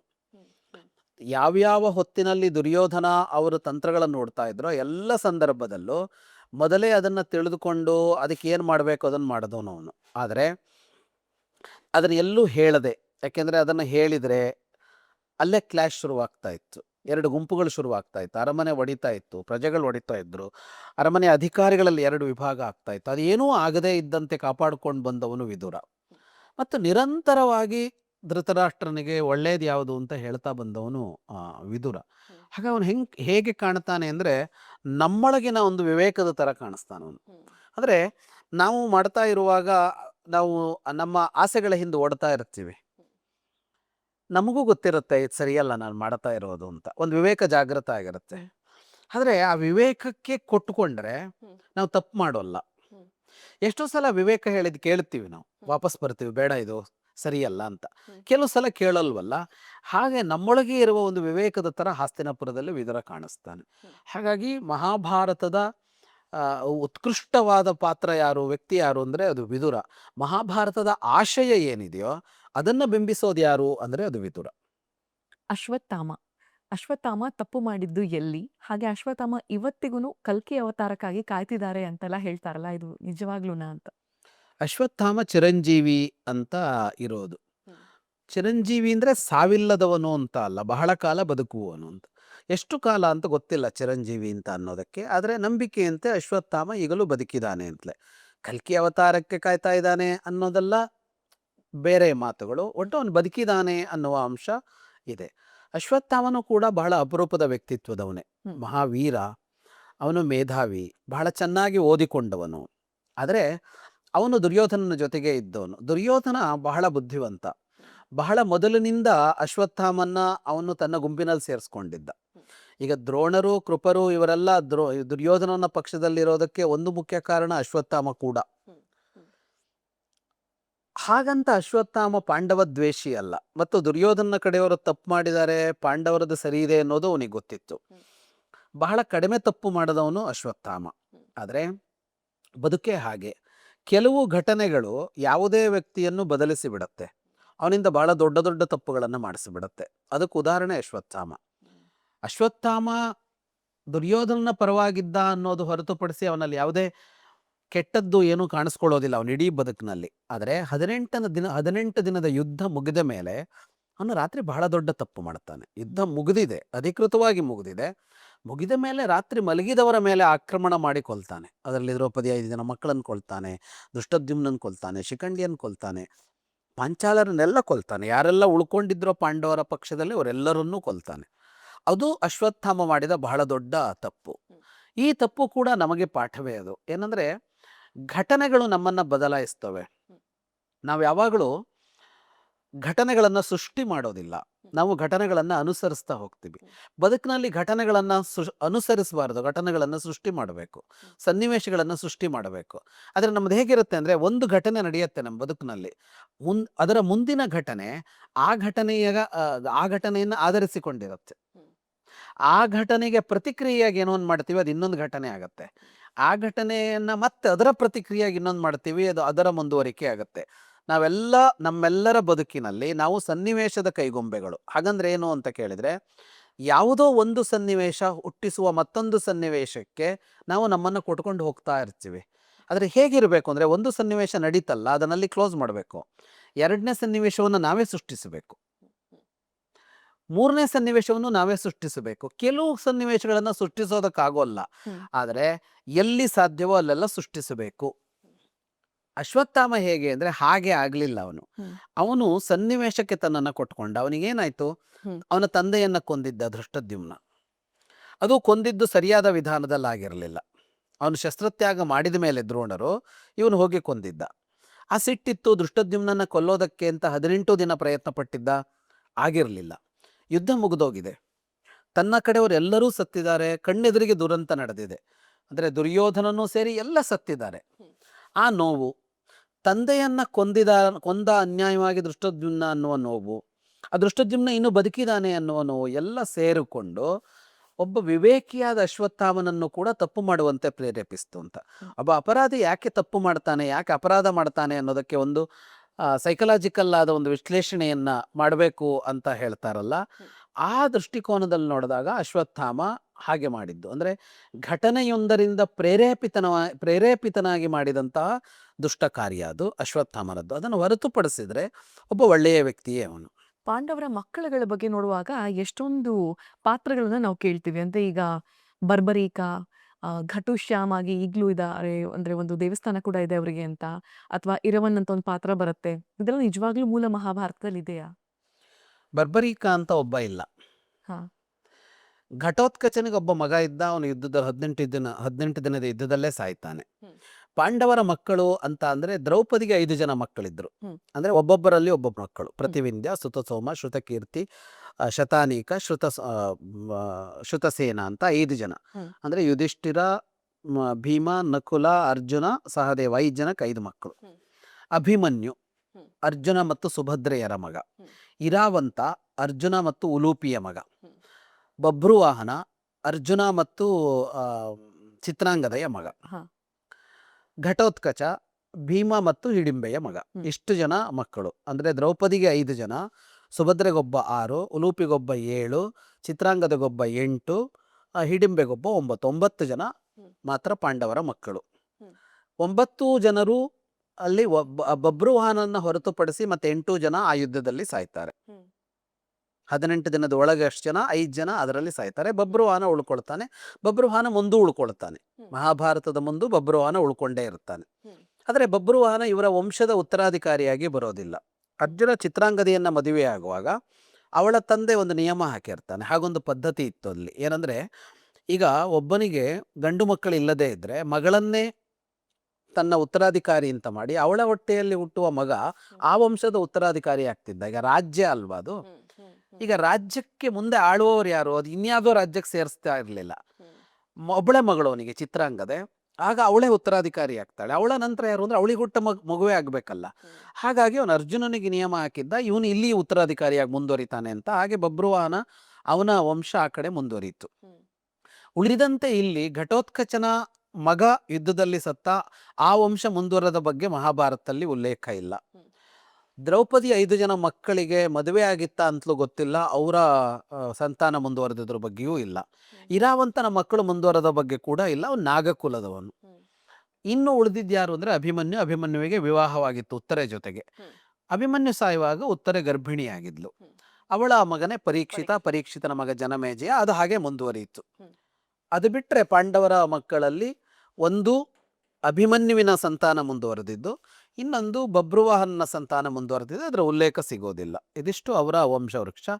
ಮತ್ತು ಅವರಿಗೆ ಹೆಣ್ಣುಮಕ್ಕಳಿದ್ರು, ಆ ಥರದ ಅಂಶಗಳು ಮಹಾಭಾರತದಲ್ಲಿ ಉಲ್ಲೇಖ ಇಲ್ಲ, ಮೂಲ ಮಹಾಭಾರತದಲ್ಲಿ ಉಲ್ಲೇಖ ಇಲ್ಲ. ಪಾಂಡವರ ವಂಶಸ್ಥರು ಈಗಲೂ ಇದ್ದಾರಾ? ಅದ್ರ ಬಗ್ಗೆ ಉಲ್ಲೇಖ ಇದೆಯಾ? ಪಾಂಡವರ ವಂಶಸ್ಥರು ಅಂತ ಹೇಳಿಕೊಳ್ಳುವ ಮನೆತನಗಳು ಆಗಾಗ ಎಲ್ಲೋ ಕಾಣಿಸ್ತವೆ. ಸೋಷಿಯಲ್ ಮೀಡಿಯಾ ಪ್ರಬಲ ಆದ್ಮೇಲಂತೂ ಅಂಥದ್ದು ಸುಮಾರು ಸಿಗತ್ತೆ.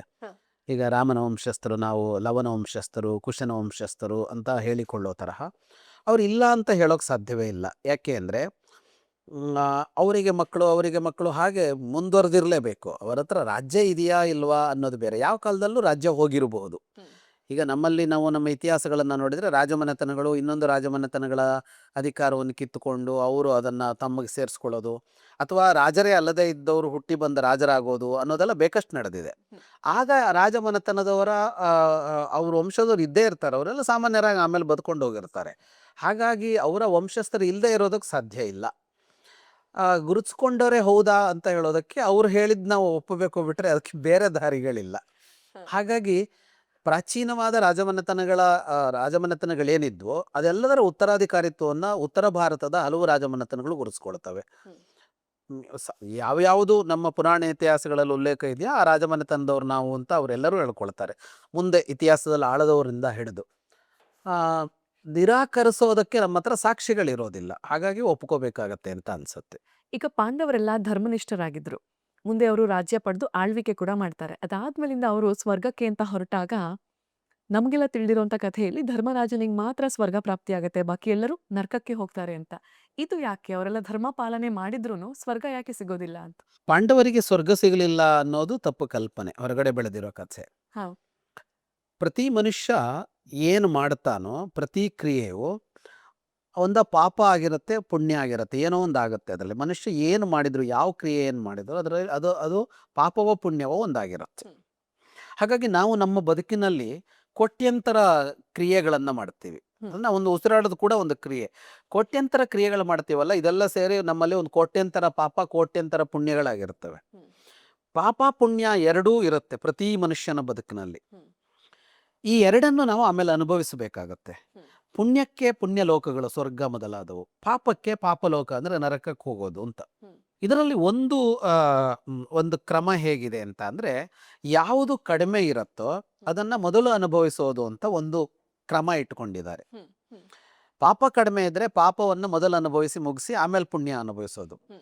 ಪುಣ್ಯ ಕಡಿಮೆ ಇದ್ದರೆ ಮೊದಲು ಪುಣ್ಯ ಅನುಭವಿಸ್ಬಿಡೋದು, ಆಮೇಲೆ ಪಾಪ ಅನುಭವಿಸೋದು. ಯುಧಿಷ್ಠಿರ ಸಶರೀರನಾಗಿ ಸ್ವರ್ಗಕ್ಕೆ ಹೋಗ್ತಾನೆ. ಅಲ್ಲಿ ಪಾಂಡವರು ಕಾಣಿಸೋಲ್ಲ, ಕರ್ಣ ಕಾಣಿಸೋಲ್ಲ, ದ್ರೌಪದಿ ಕಾಣಿಸೋಲ್ಲ. ಕಾಣಿಸೋದು ಯಾರು ಅಂದರೆ ದುರ್ಯೋಧನಾದಿಗಳು. ಆಗ ಕೇಳ್ತಾನೆ ಎಲ್ಲಿದ್ದಾರೆ ಅಂತ. ನರಕದಲ್ಲಿದ್ದಾರೆ ಅಂತ ಹೇಳ್ತಾರೆ. ನರಕಕ್ಕೆ ಹೋಗ್ತಾನೆ ಅವನು. ಹೋಗಿ ಒಂದು ನೋಡ್ತಾನೆ ಅಷ್ಟೇ ನರಕವನ್ನು ನೋಡಿದಾಗ ಅಲ್ಲಿ ಇವರೆಲ್ಲ ಇರ್ತಾರೆ.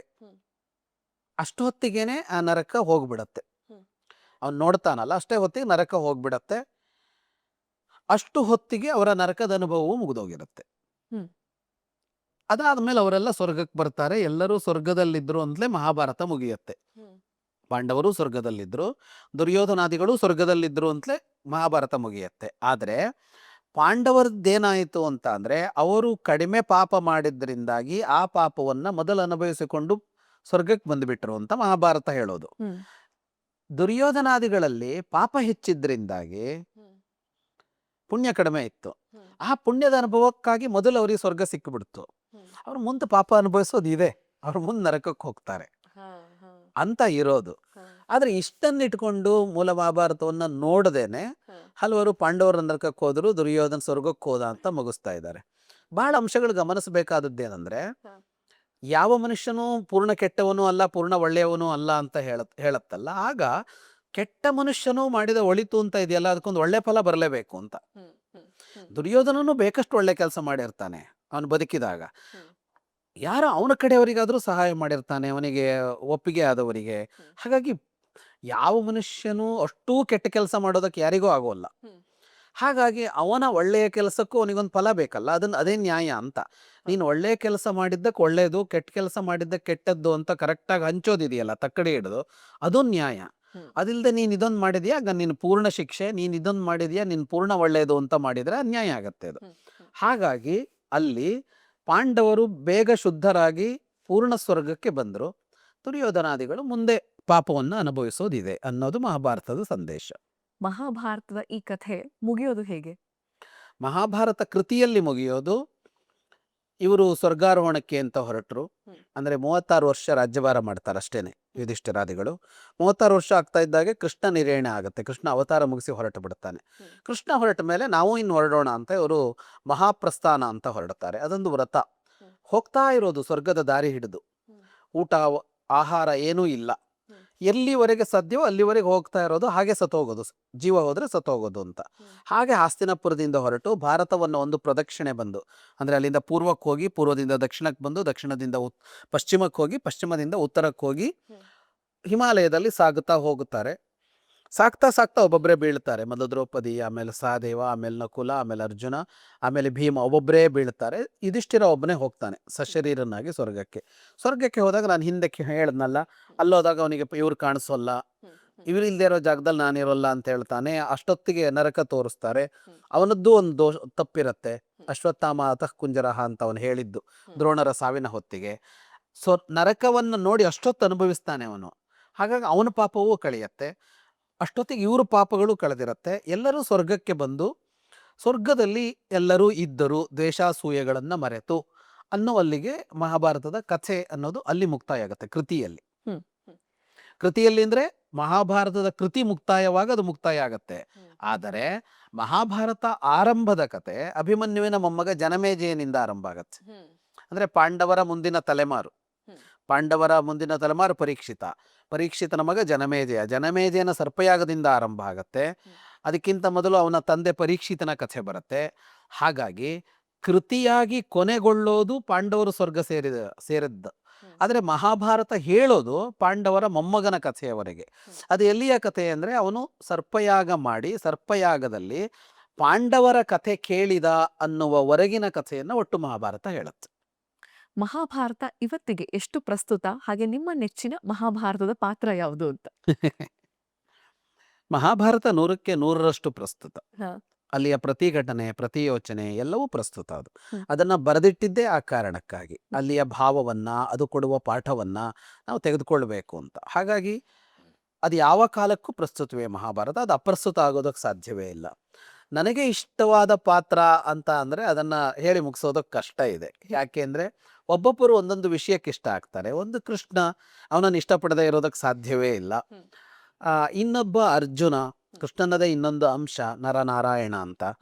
ಅರ್ಜುನ ನನಗೆ ಬಹಳ ಇಷ್ಟವಾದ ಒಬ್ಬ ವ್ಯಕ್ತಿ. ಅಂದರೆ ಅಸೀಮವಾದ ಸಾಮರ್ಥ್ಯ ಇದ್ದು ತನ್ನ ಸಾಮರ್ಥ್ಯವನ್ನು ಸ್ವಾರ್ಥಕ್ಕೆ ಬಳಸದೆ ಅವನು ರಾಜನಾಗಲಿಲ್ಲ, ಅವನು ಯಾವುದಕ್ಕೂ ಏನನ್ನೂ ಬಯಸಲಿಲ್ಲ, ಅವನಿಗೊಂದು ಅಸೂಯೆ ಇಲ್ಲ, ಅವನಿಗೆ ಜಗದ್ವಿಜಯ ಮಾಡಬೇಕು ಅಂತಿಲ್ಲ, ಯಾವುದೋ ಕಾರಣಕ್ಕೆ ಮಾಡು ಅಂದರೆ ಮಾತ್ರ ಮಾಡುವನು. ಹಾಗಾಗಿ ನನಗೆ ಅವನು ಭಾಳ ಇಷ್ಟ ಆಗುತ್ತಾನೆ. ಇನ್ನು ಒಂದು ಜಾಗದಲ್ಲಿ ನಿಂತು ಒಳಿತ ಪಕ್ಷದಲ್ಲೇ ನಿಂತು ಕೆಡುಕು ಮಾಡದೆ ಕೆಡುಕನ್ನು ಎಷ್ಟು ಸಾಧ್ಯವೋ ಅಷ್ಟು ಸರಿ ಮಾಡುವ ವಿದುರ ಕೂಡ ಇಷ್ಟ ಆಗ್ತಾನೆ. ಹಾಗಾಗಿ ಹೆಸರಿಸಬೇಕು ಅಂತ ಅಂದರೆ ಇವರುಗಳೆಲ್ಲ ಕಾಣಿಸ್ತಾರೆ. ಮತ್ತು ಸಹಜ ಯುಧಿಷ್ಠಿರ, ಅವನು ಕೂಡ ಇಷ್ಟ ಆಗ್ತಾನೆ. ಮುಗಿಯೋಲ್ಲ ಈ ಪಟ್ಟಿ.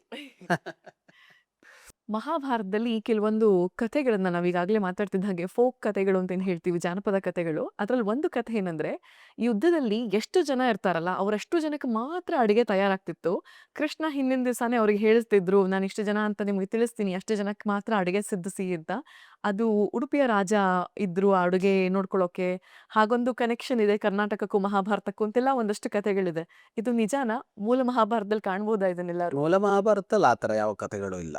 ಅಲ್ಲಿ ಯುದ್ಧದ ಹಿನ್ನೆಲೆಯಲ್ಲಿ ಹೇಗಿರುತ್ತೆ ಅಂದರೆ, ಈಗ ಅವರು ಶಿಬಿರಗಳು ಅಂತ ಕರೀತಾರಲ್ಲ, ಅಲ್ಲಿ ದೊಡ್ಡ ನಗರವೇ ಸೃಷ್ಟಿಯಾಗಿರುತ್ತೆ.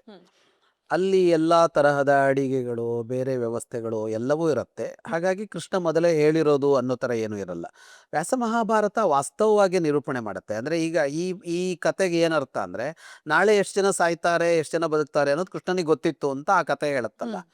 ವ್ಯಾಸ ಮಹಾಭಾರತ ಕೃಷ್ಣನಿಗೆ ಆ ಸಾಮರ್ಥ್ಯ ಇದ್ದಿದ್ದು ಬೇರೆ, ಆದರೆ ಅದನ್ನು ಹಾಗೆ ಕೃಷ್ಣ ಮಾಡ್ತಿದ್ದ ಅಂತ ಹೇಳೋಲ್ಲ.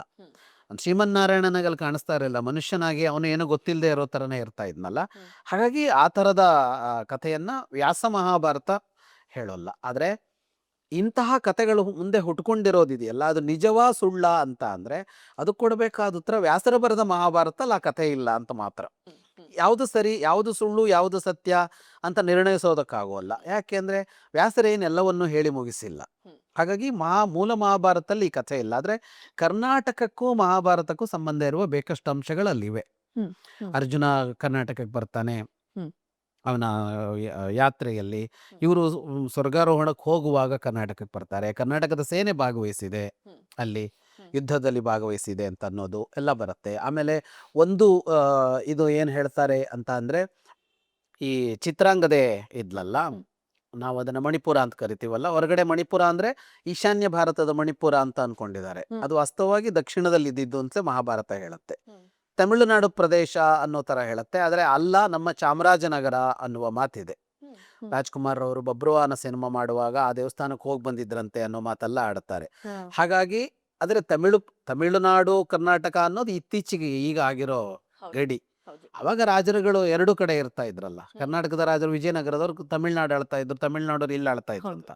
ಆಗ ಇವಳ ಚಿತ್ರಾಂಗದೆಯ ಜಾಗವೇ ಚಾಮರಾಜನಗರದ ಒಂದು ಊರು ಅಂತ. ಅದೇ ಹೆಸರಿಗೆ ಹತ್ತಿರದ ಇದಿದೆ, ನಾನು ಮರೆತೆ ಅದನ್ನ. ನನಗೆ ಯಾರೋ ಆಮೇಲೆ ಯಾರು ತಿಳಿಸ್ಕೊಟ್ರು ನನಗೆ ಅದನ್ನ. ಅಲ್ಲೊಂದು ದೇವಸ್ಥಾನವೂ ಇದೆ ಅಂತೆಲ್ಲ ಹೇಳ್ತಾರೆ. ಹಾಗೆ ಅಂತಾದರೆ ಅದರ ಈ ಲಿಂಕ್ ಇನ್ನೂ ಹೆಚ್ಚಾಯಿತು. ಕರ್ನಾಟಕಕ್ಕೆ ಬಹಳ ಲಿಂಕ್ ಇರುವ ಘಟನೆಗಳು ಮಹಾಭಾರತದಲ್ಲಿ ಕಾಣಿಸುತ್ತೆ.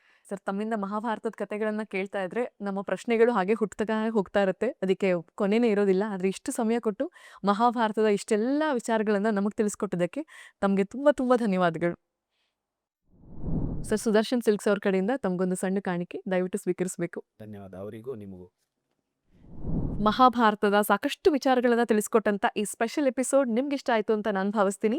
ಮುಂದಿನ ಕಾರ್ಯಕ್ರಮದಲ್ಲಿ ಯಾರ ಸಂದರ್ಶನವನ್ನ ನಾನು ಮಾಡಬೇಕು, ಯಾವ ವಿಚಾರದ ಬಗ್ಗೆ ನಾವು ಮಾತಾಡಬೇಕು ಅಂತ ಕಾಮೆಂಟ್ಸ್ ಅಲ್ಲಿ ನನಗೆ ತಿಳಿಸಿ. ಹಾಗೆ ಹಂಸ ವಸಿಷ್ಠ ಯೂಟ್ಯೂಬ್ ಚಾನೆಲ್ಗೆ ಸಬ್ಸ್ಕ್ರೈಬ್ ಮಾಡ್ಕೊಳ್ಳಿ. ನಮಸ್ಕಾರ.